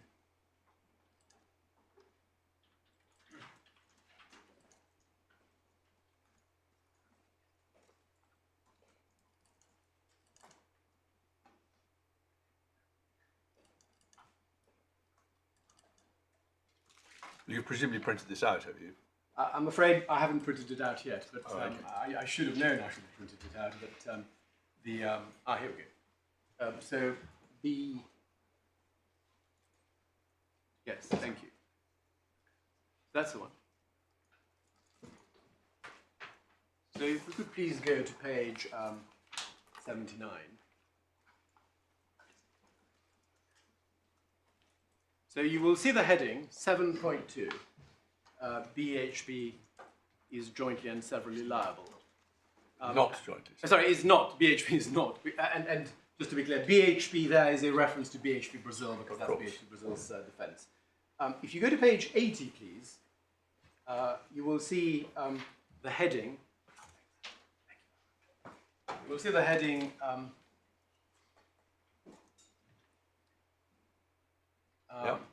BHP, absence of a causal nexus. BHP is just a shareholder without powers of management or participation in Samarco's operations. And if you go to page 81, paragraph 233,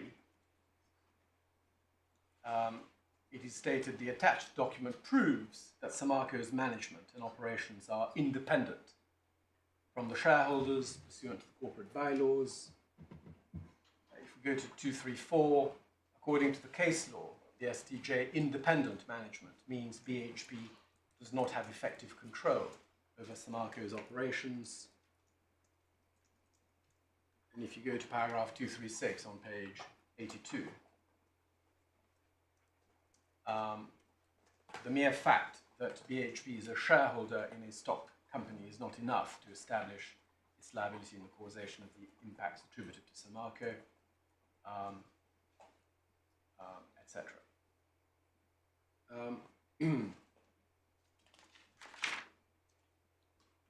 That, as far as I can see, are the principal paragraphs where they respond to the basis of, where they deny liability for indirect, as an indirect polluter.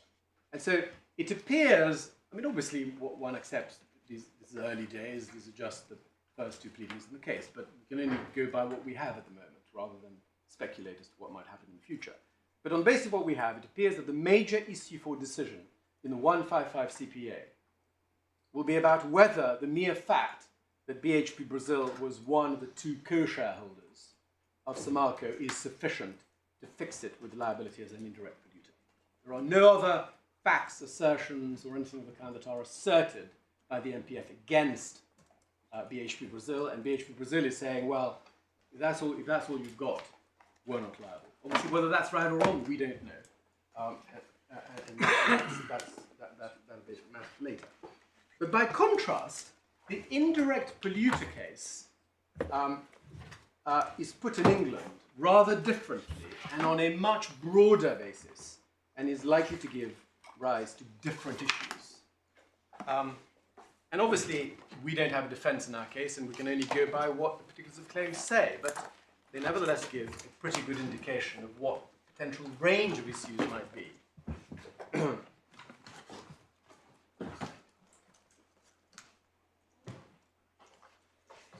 And so if we start with the master particulars of claim, if we go to volume B, tab 17,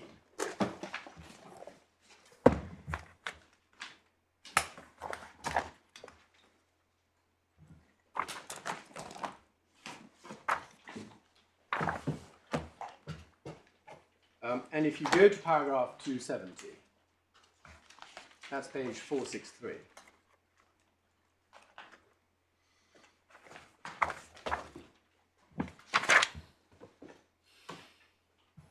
This is the plea in relation to indirect polluter liability.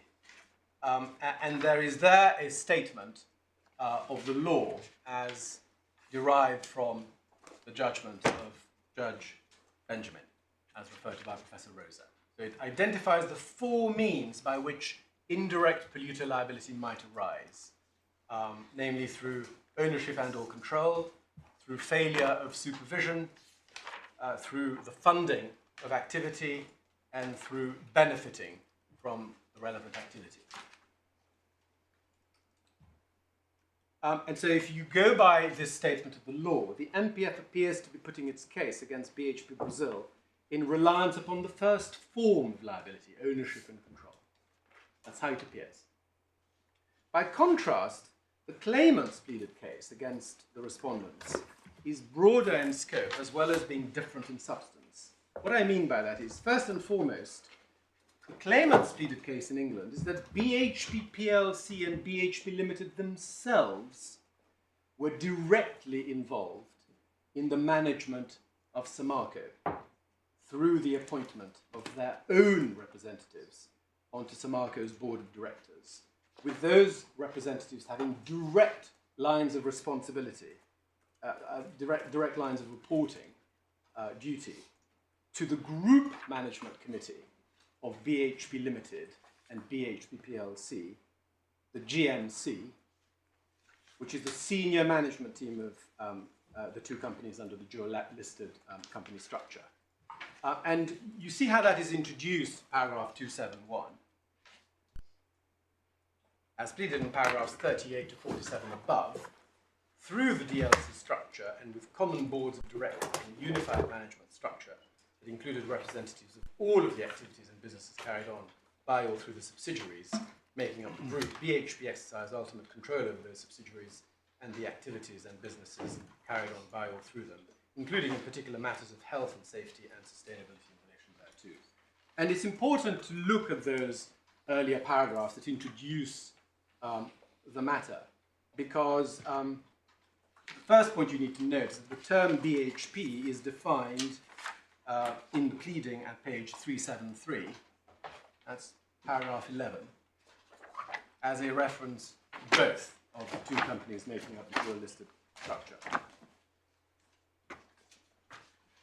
Or potentially as either of them, depending upon the context. But in the context we're discussing at the moment, it's a reference to both. If we then go to paragraphs 38 to 47,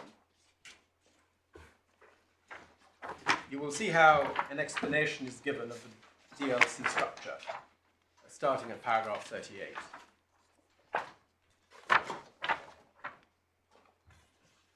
And how, as a result of a merger, essentially,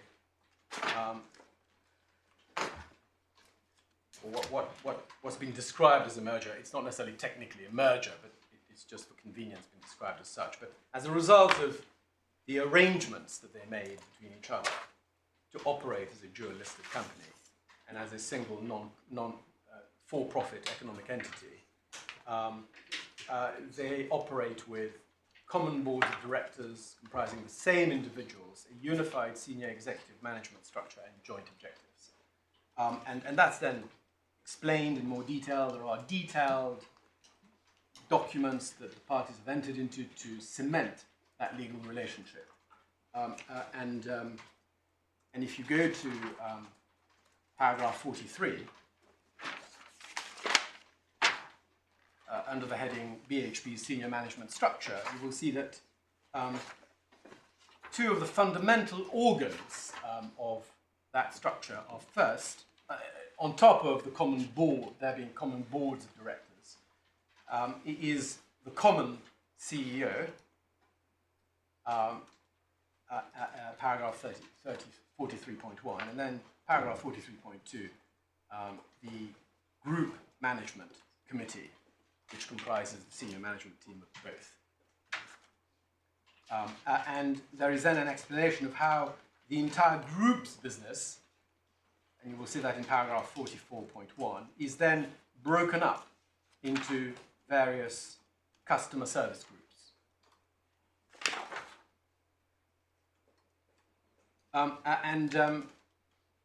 And if you go to paragraph 47,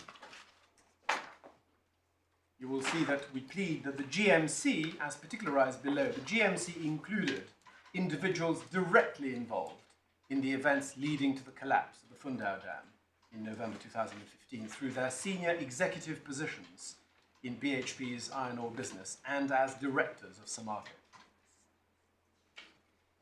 And if you then go to, and that's more information is given about that in the following paragraphs, if you go to 53,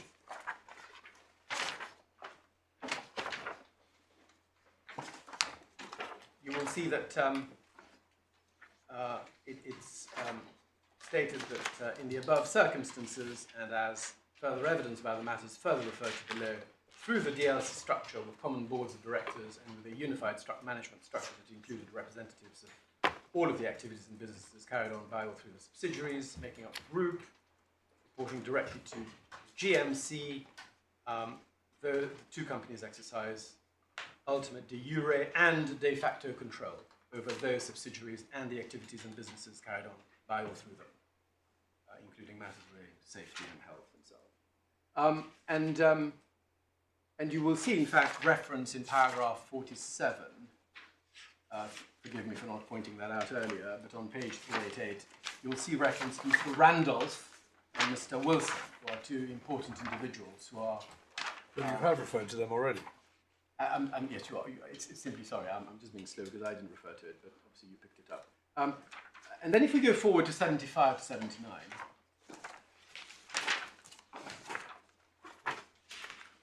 you will see over those paragraphs the plea of who the various members of the Samarco board were as appointed by BHP through BHP Brazil.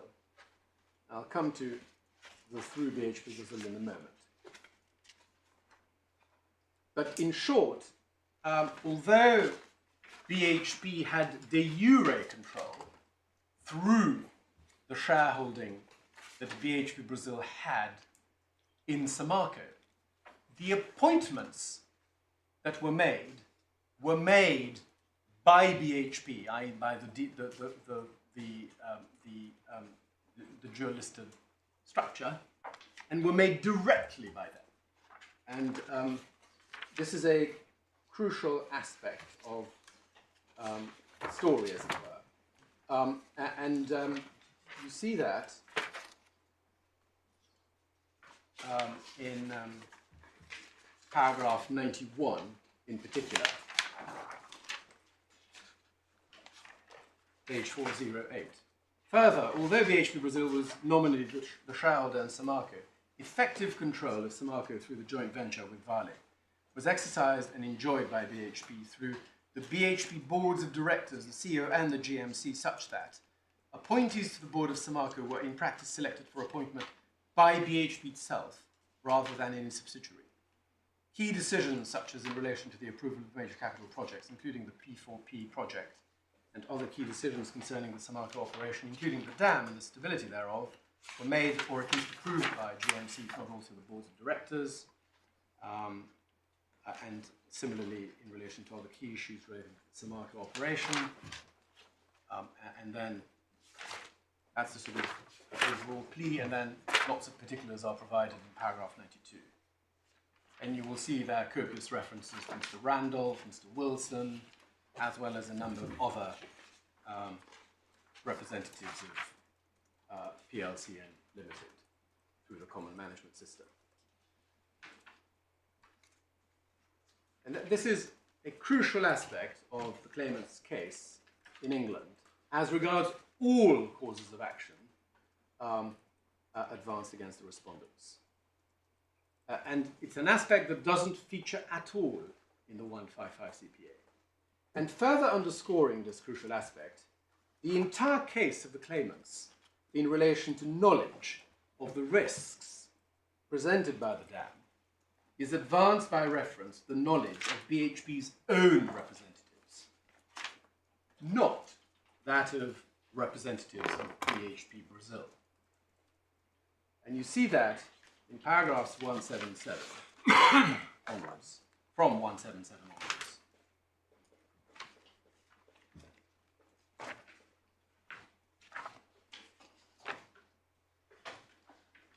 And we can pick it up at 177 and 178. The Samarco board, including the members thereof appointed by and representing and holding the positions within BHP, as referred to above, frequently discussed issues affecting the dam and its stability. And 178, further as referred to above and as particularized in more detail below, other senior employees of BHP were often in attendance at the Samarco board when the above issues in respect of the dam were considered. And if you look at 180, you will see that the plea is that in the above circumstances, Samarco board, including the representatives of BHP, serving as directors of Samarco from time to time, and present at the above meetings, ignored or at least paid wholly insufficient attention and weight to repeated warnings, and plea of Mr. Randolph's and Mr. Wilson's or a plea of the reporting lines between Mr. Randolph and subsequently Mr. Wilson as chief executive of the relevant customer service group, to the GMC, and pleas of statements being made about what the BHP board, common board of directors had identified as being the risk of collapse, and so on. And if you go to 197, again, a plea there of further evidence that BHP officers at the highest level were personally aware of serious safety concerns in respect of the dam prior to the collapse thereof, and then a number of particulars. So that's the case. Obviously, that's just our case. I mean, whether it's right or wrong is a matter for another day. But in terms of identifying what the issues, therefore, are likely to be, this is the material that we have. So you can see, therefore, in my respectful submission, the pleaded case in England is radically different from that is advanced in the 155 statement of claim. I think the overlap the judge identified was by reference to paragraph 275. Yes. So the overlap... The plea that it was through the control of BHP Brazil Yes.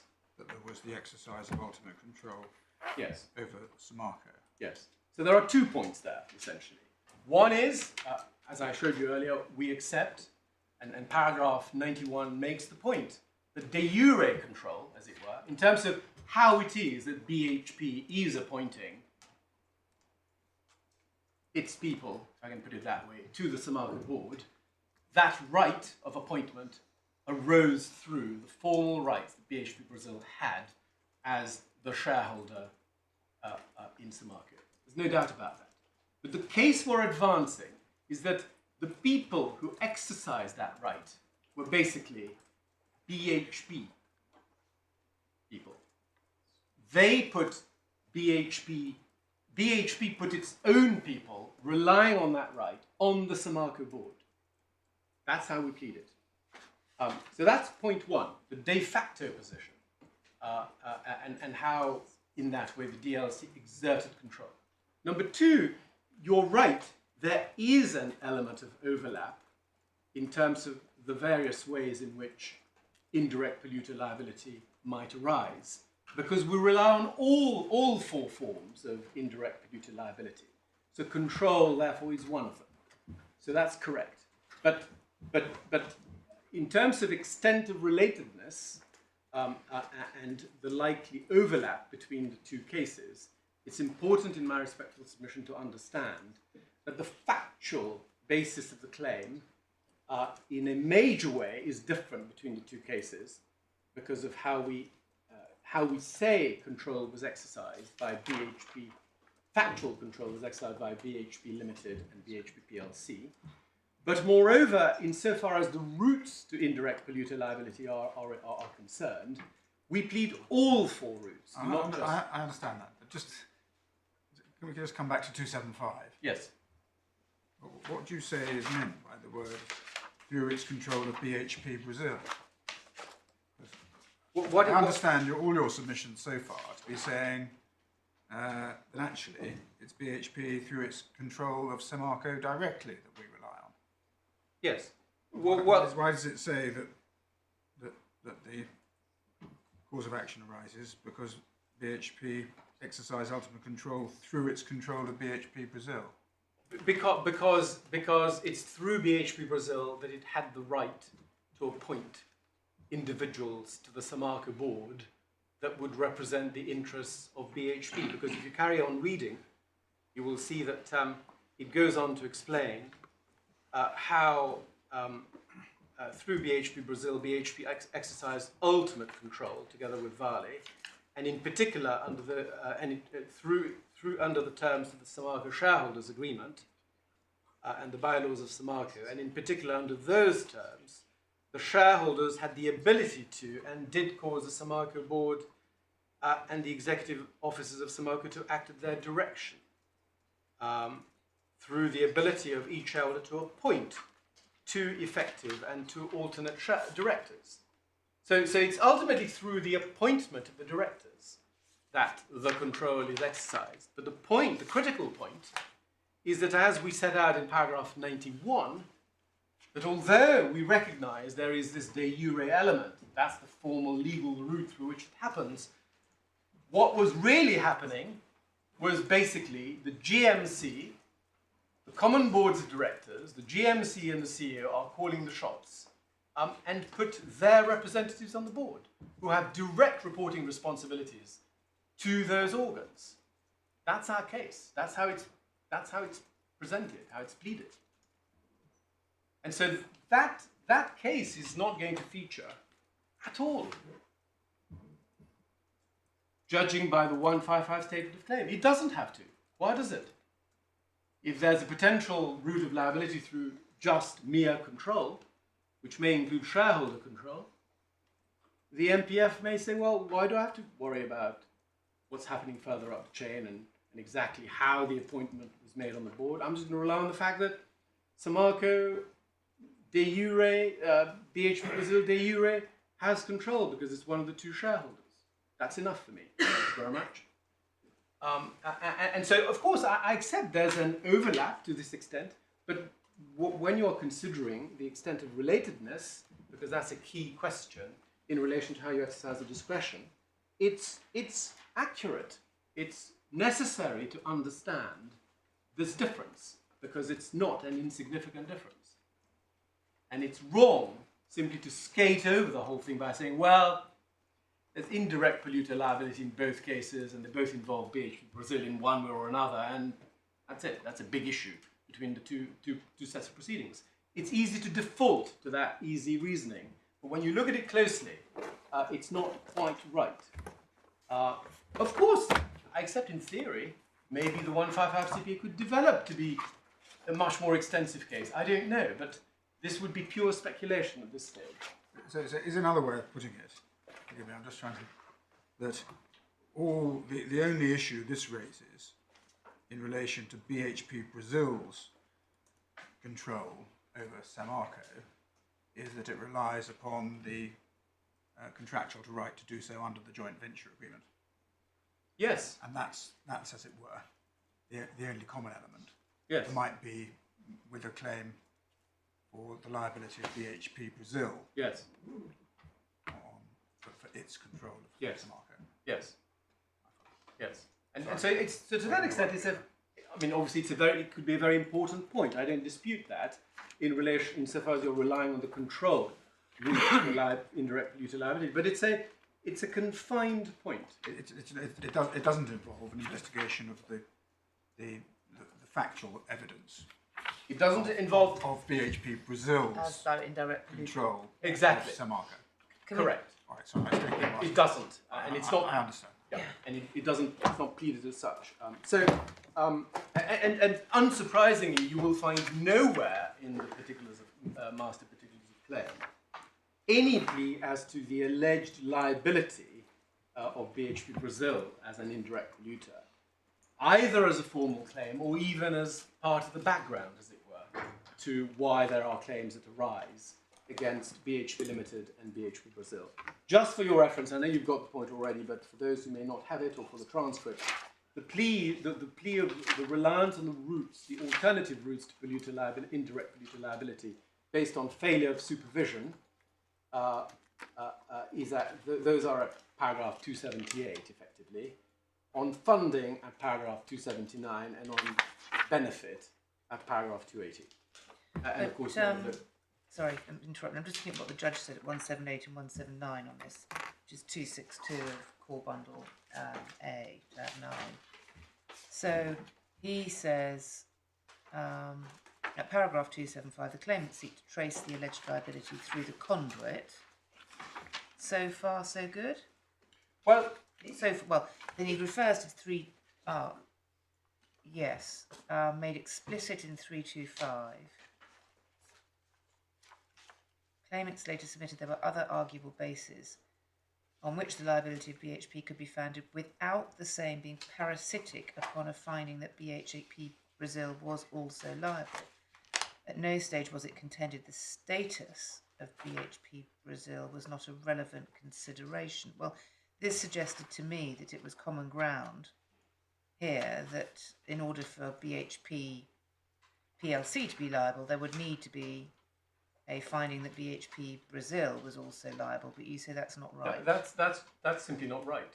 And that's not what is that a misunderstanding on the part of the judge, or the way it was not the way it was put before him, or it's changed. That's the way it was put, but it's changed. I will have to check what is said in that paragraph, but on my understanding of what is pleaded as the case, I cannot see at the moment why it is that there needs to be either an express or an implied finding of BHP Brazil's liability as an indirect polluter as a precondition to a finding of liability. So under 275 simply pleads ultimate control, I suppose. So you say that BHP Limited PLC could be liable on the basis of the control of BHP Brazil without BHP Brazil being liable as an indirect polluter. That's possible in theory, I guess, because on the basis that having nominated their own appointees to the board Through the conduit, through the contractual albeit power. through effectively using the contractual right that BHP Brazil have, and through their subsequent direct direction or instructions to those appointees, one can see how through that route there could be finding of liability. Well, then he goes on to say, it does appear to be inevitable the alleged status of BHP Brazil as an indirect polluter would fall to be determined. And I forget whether or not it was agreed that would be part of the preliminary issue or not, but take that out. Do you accept that the alleged status of BHP Brazil as an indirect polluter would be part of the English proceedings? Doesn't have to be at all. It doesn't have to be. You'd have to understand what rights BHP PLC, BHP Ltd have against the various subsidiaries. You'd have to understand how the joint venture works between BHP Brazil and Vale and their relationship with Samarco. You would have to understand the whole the whole network of rights. I accept that, but it's perfectly possible that if it is right that the senior management of BHP through the GMC and so on were calling the shots as to who should be on the board and had direct reporting relationships and direct communications with the Samarco board in that way, that there may be direct control found. Well, he goes on to refer to 484 of your skeleton below, but in fact, if you read 484, that doesn't support what he said in the sentence before. Because that simply says you're saying you'll have to have a detailed examination of your senior management. Well, yes, but that's nothing to do with the liability of BHP Brazil as an indirect polluter. Yeah. I'm not saying for a moment that it may not be, as a matter of fact, that it may be likely that if BHP PLC and BHP Ltd are liable in one way or another, that maybe BHP Brazil as well may be liable. But what we're concerned with at the moment is whether there is any inevitability about that, and whether therefore that necessarily means that waiting for a judgment from into 155, waiting for such a judgment will be immensely useful, because there will be findings there that the English court, even though not strictly bound by, will find useful, because it'll be dealing inevitably with a form of liability or a route to liability that is a central route of liability in England. That's all I'm saying. That is not so on the basis of how the cases are pleaded and appear to be fought so far. There could be potential overlap, but it's limited. And the core case that we're advancing is not one that is essentially and centrally based on the mere fact that we had control through BHP Brazil. No, I can't. as I understand it, the judge thought, as I did when I first read 275, that it was a necessary ingredient of that part of your cause of action in England, i.e. the control part, Yes. that BHP Brazil had control over Samarco. What you've sought to show us through the different pleadings is the only element of the relationship between BHP Brazil and Samarco which you rely on as an ingredient of the cause of action against these defendants on the control basis is a legal right to appoint directors. And you don't aver, and it is not necessarily the case, that that would of itself give rise to indirect polluter liability on a control basis in Brazil. That's no part of the necessary averment of your cause of action. Have I understood it? That's correct.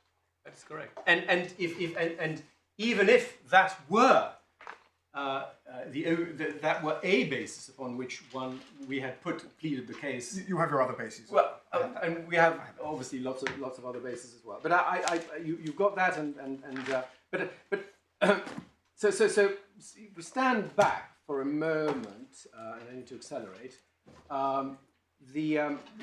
What we can say is as follows in relation to the limited issue of indirect polluter liability. One, it will not be necessary for the Brazilian court to make any findings about the liability of BHP PLC and BHP Ltd as an indirect polluter. Two, it will not be necessary for the English court to make any findings about the liability of BHP Brazil as an indirect polluter. Three, the MPF's pleaded case against BHP Brazil as an indirect polluter is not only narrower than, but substantially different from the claimant's pleaded case against the respondents as indirect polluters. Four, quite apart from the very limited utility of waiting for a Brazilian judgment in the light of Hollington and Hewthorne, and for the reasons earlier discussed, there's a high probability in my submission that any Brazilian court's findings on the issue of BHP Brazil's liability as an indirect polluter would not touch upon routes of liability other than through mere shareholder ownership or control, and would not touch upon the relevance of BHP PLC and BHP Ltd's direct control of Samarco's board through their direct appointments to that board and their direct interactions with that board. The highest that the respondents might be able to put it is that it is possible that the Brazilian court might say something of interest about the subject of indirect polluter liability in general. But even that would be mere speculation, and we say that could not seriously be described as rendering a stay necessary for the proper administration of justice. And on top of it all, if the Brazilian judgment were to exonerate BHP Brazil, it wouldn't be worth the paper it's written on anyway, because none of the victims would be bound by it, even as a matter of Brazilian law, which reduces even further any conceptual, theoretical utility one might hope one might derive from such a document. But what is more, the extent of relatedness between the 155 CPA and these proceedings in terms of the liability issues should not be restricted to consideration solely of the issue of indirect polluter liability. First, because there are non-strict liability causes of action advanced in the English proceedings that are not advanced in the 155 CPA, namely the fault-based liability under Article 186 of the Brazilian Civil Code, and claims of abuse of controlling shareholder power under Articles 116 and 117 of corporate law. But conversely, Conversely, there are claims advanced in the 155 CPA which do not form part of the English proceedings. Namely, first, claims to pierce the corporate veil of Samarco under the environmental criminal law, which, as you may recall, no longer form part of the English proceedings. But also, and it's easy to forget, claims, substantial claims, against a whole host of Brazilian public authorities brought by the NPF in respect of alleged breaches of their public duties with respect to the dam and the protection of the environment. This is not an aspect that one necessarily that's necessarily featured in any detail, but it's worth bearing those aspects in mind too, not just because they relate to the extent of relatedness. But it's not for me to teach you your business, Mr. Tuchel. We haven't even got to forum conveniens, and you have 17 more minutes. Is this a detail? Yes, you want well, to perhaps go to? I'll just If give you do, I'm not stopping you. No, you're right. I'll just give you some references, if I may, on that. Section Roman 3.15, 15.1 to 15.3. That's for the transcript, volume F, tab 16, pages 783 to 798, as well as extensive relief sought against those public authorities. I understand that as a result of an order made in the 155 CPA, only the federal government and the state government of Minas Gerais are remaining defendants to those claims, but they are defendants to those claims. And so if one were to assume that the trial of the 155 goes ahead, there's obviously no reason to cherry pick which claims should be treated as going forward for this purpose. Those claims would be tried as well, and obviously that's relevant to both extent of relatedness and the amount of delay that would be caused thereby.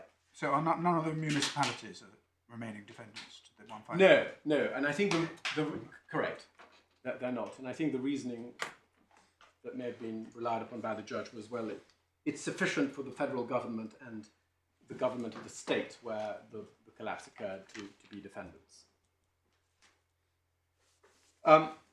Turning to causation and quantum issues, just very briefly, there is no material overlap between the 155 CPA and these proceedings, or none such as to render a stay necessary.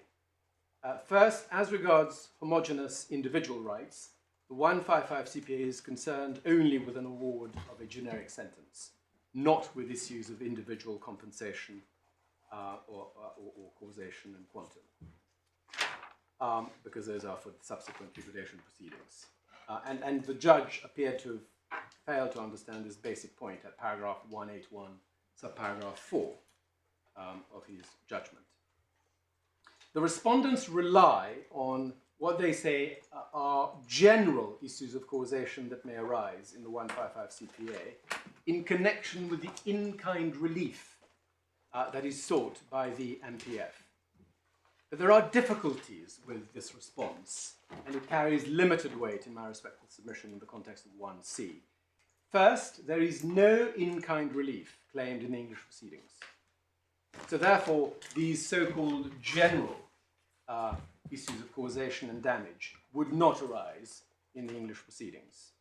Two, it's pure speculation at this stage whether, and if so how, the Brazilian court's findings, if any, in relation to the NPF's claims in kind, for in-kind relief, may affect individual issues of causation and quantum in relation to any specific claimant's individual claim for damages. Impossible to say. And at this stage, the English court is required to be satisfied that a stay is necessary for the proper administration of justice. And it's simply impossible to be satisfied of anything in relation to this topic. Because the extent, or indeed the relative importance of any overlap between so-called general issues of causation and damage and specific issues of causation and damage that affect individual claimants is simply impossible to discern at the moment.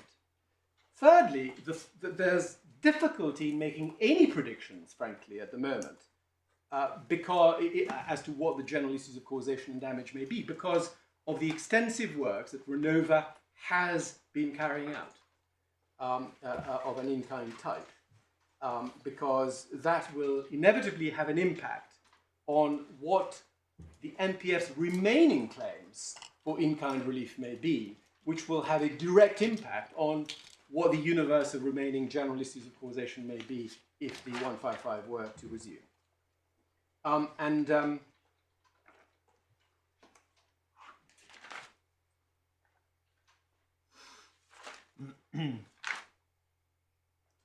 So I'll skip over the summary because I'll run out of time otherwise. Risk of irreconcilable judgments is my next topic. So just obviously that topic is closely related to the issues. A combination of low likelihood of a judgment on the merits and limited relatedness between the two proceedings makes it very hard to see how the court can be satisfied that it is necessary to stay the English proceedings. But when the extent of the risk of irreconcilable judgments is taken into account, the argument of necessity for a stay becomes even weaker. And there are 4 points here. First, the starting point is, of course, there is no risk whatsoever of irreconcilable judgments in the strict res judicata sense.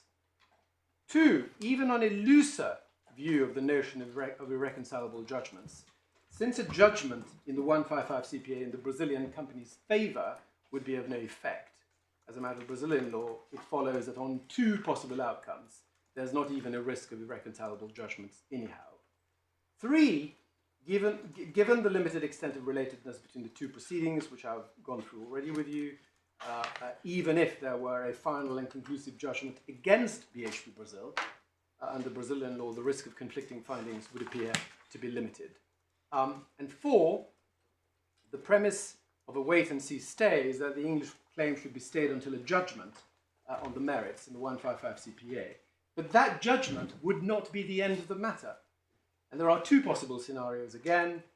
One is judgment favourable to the victims, in which case you would have waited for nothing, basically, because there's nothing of any use.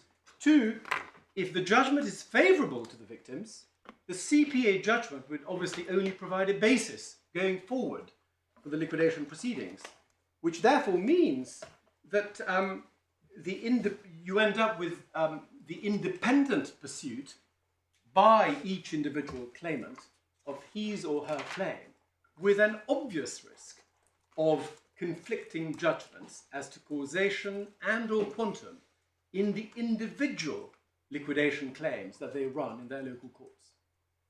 So on that scenario, there's obviously an increased risk of conflict internally within Brazil, which would also mean that there would be a risk of conflict potentially between those multiple judgments as regards causation and damage and English judgments for those claimants who decide that they won't take the benefit of the generic sentence in Brazil and pursue the Brazilian defendant because they think they can do better in England, and they decide to go against the respondents. So there's the possibility of that kind of conflict as well arising at that stage. So far from minimizing the risk of irreconcilable judgments, the ultimate effect, in my respectful submission, of staying the English proceedings in this scenario in anticipation of subsequent liquidation proceedings would be to increase the risk of irreconcilable judgments both within Brazil and as between Brazil and England on a huge scale. And neither of those scenarios could rationally be described as being necessary for the proper administration of justice. And just for your reference, Privat Bank, if authority were needed for that proposition, at paragraph 211 makes the obvious point that if the course that is being proposed would perpetuate the risk of irreconcilable judgments, that's the last thing that you would want, and that's why you would refuse a stay. A fortiori, if the course that's being proposed will ultimately lead to, or is a first step in, a scenario that leads to multiple irreconcilable judgments, then that can't possibly be a basis for a stay either. Delay. I've got 5 points on delay. 1, if we're right, that there is no real prospect of a judgment on the merits in the 155 CPA, then it follows that staying these claims in anticipation of such a judgment would merely inflict a practically indefinite stay on the English claims for no good reason, and there's no possible basis upon which that could be said to be necessary for the proper administration of justice. 2, even if there were a real likelihood of a merits judgment in the 155 CPA, the court must necessarily bear in mind the possibility, for present purposes, the presumed 50-50 possibility, that the judgment may be in favour of BHP Brazil, in which case, as we know, the claimants would not be bound by the judgment in any event, in which case you would have had a multi-year wait, basically for nothing. 3, the delay that would be caused by a stay would be very substantial. It would be a minimum of 2 to 4 years, according to their evidence, but our evidence, which we referred to Jano 1, paragraph 139, is that it's likely to take far longer. And one thing it's important to bear in mind here is that the defendant's estimate of 2 to 4 years is based on a sample of a range of environmental disasters. But our case is the largest environmental disaster ever in Brazil. So to take a range of statistics based on small to medium to large environmental disasters is not necessarily the best way of getting an idea of how long your case is going to take. Sorry to add to the list of things for your juniors to do. I'd only picked up the headline part of Vivan's evidence on 2 to 4 years. I hadn't picked up references to how he'd produced that number. Perhaps you could give me the references for that. Yes, we'll do that, my lord. But what is more, Mr. Vivan's estimate does not appear, as I understand his evidence, to have taken account of the existence of the claims against the federal and the state governments. His analysis of what the issues are and how long it's likely to take to try those issues appear to have been entirely focused on the MPF and BHP Brazil, so the case against the Brazilian companies, not the case against the federal and the state government. But there's absolutely no reason to believe that one should not assume that there's going to be some kind of split between those issues for present purposes in the context of Article 34. So that is a further reason why one needs to be cautious with the 2 to 4 year estimate. 4, if you're, in one sense, there's no point in staying just for the generic sentence, because you have to stay in a way in anticipation of the liquidation proceedings. And if you do that, not only do you end up with a huge risk of multiple irreconcilable judgments from multiple courts throughout Brazil, but you also end up with having to wait even longer for those to materialize, and that simply means the wait is simply intolerable and unjustifiable. And I ask the court to bear in mind this: we are now 6.5 years on from the collapse. There are huge numbers of claimants who consider they have not been properly compensated, or indeed in many cases not compensated at all. And it is being said we should wait a minimum of another 2 and 4 years, when much useful work could be done in the English proceedings, for example, in terms of progressing towards a trial of issues of liability, irrespective of what may ultimately happen in relation to causation and quantum. So we say that there's simply no justification for that. It's neither desirable, sensible, reasonable, and it's certainly not necessary for the proper administration of justice.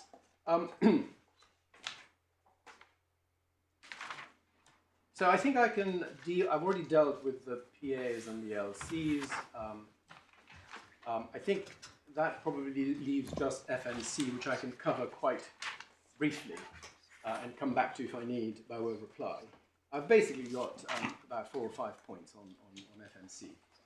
And I'm not going to take you to the authorities because I think you've probably looked at those ad nauseum over the years. But the effect of Lord Brix's so-called adjustment to the Spigliada jurisprudence in relation to forum non-conveniens is that where the risk of irreconcilable judgments arises by reason of the claimant's choice to continue to sue the foreign defendant in England, then that risk should not be treated as a decisive factor or trump card in favour of England.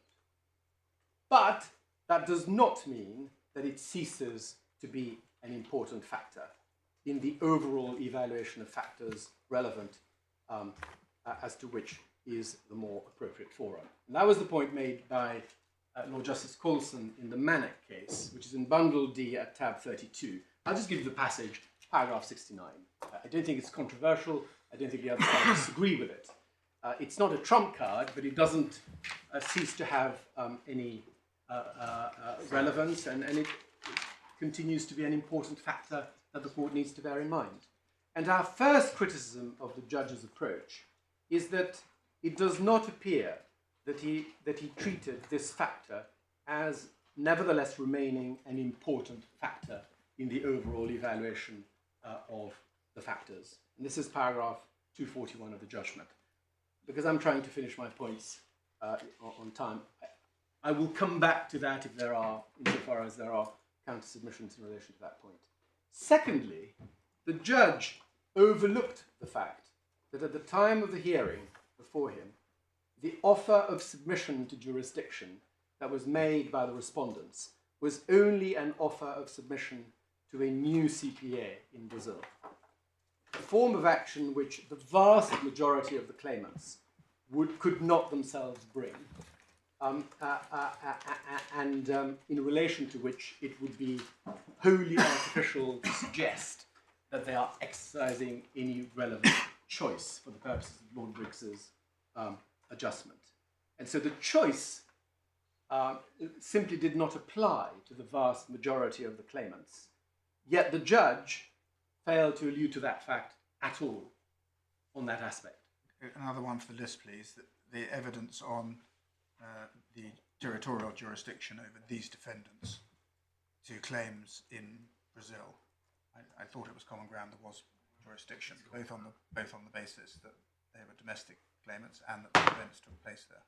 Yes. So I'm not really understanding Your point was some claimants can't benefit from a new CPA. Yes. Not that there was no jurisdiction over the defendants.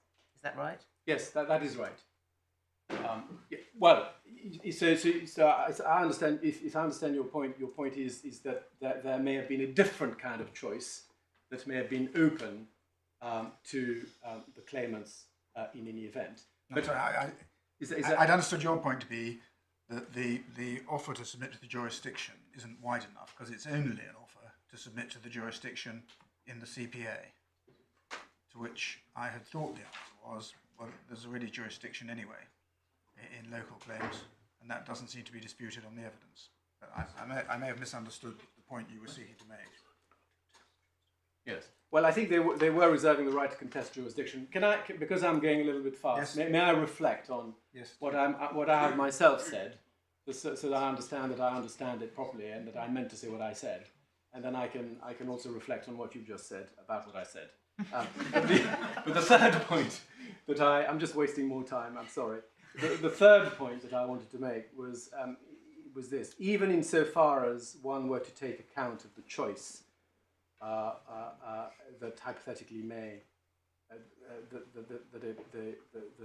that may have existed, for example, in the case of a hypothetical CPA, it's important to bear in mind the consequence of going down that route.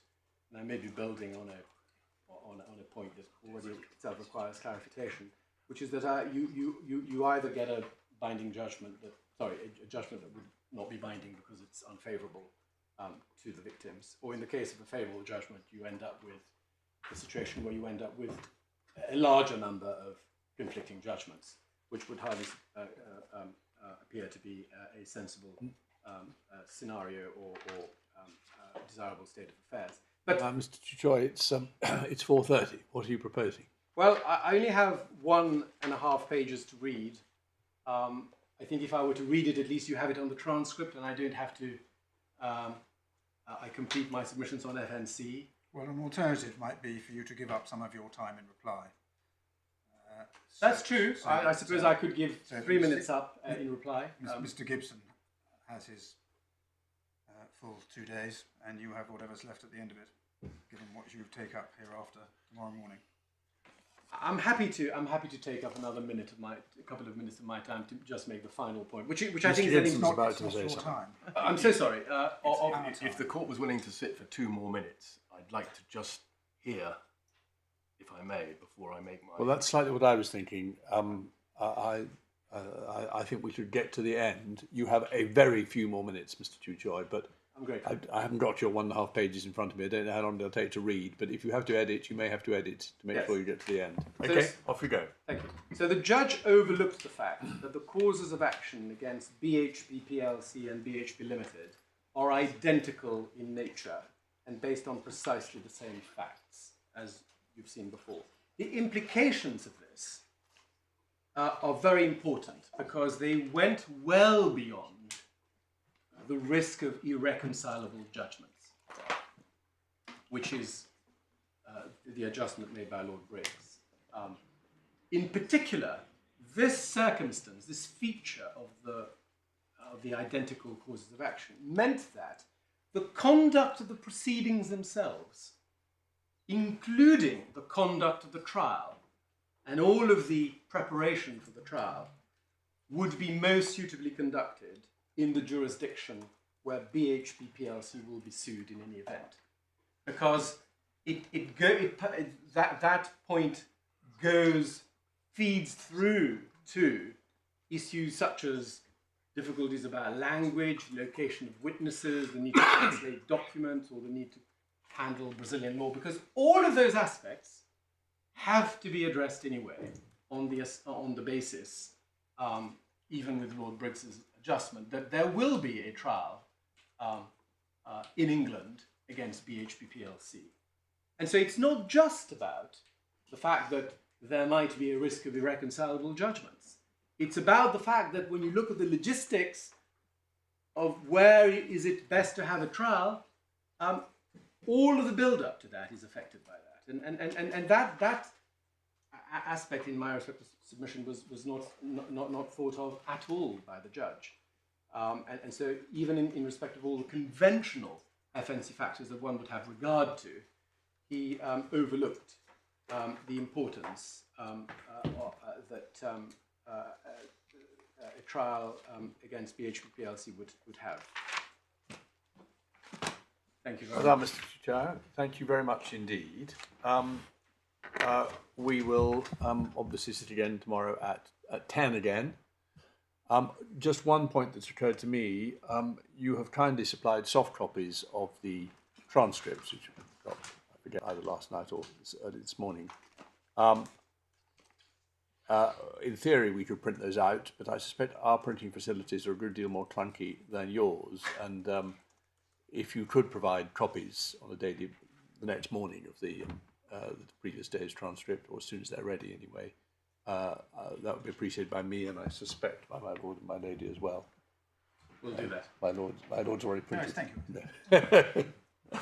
Right. 10 o'clock tomorrow. Thank you. Comrades.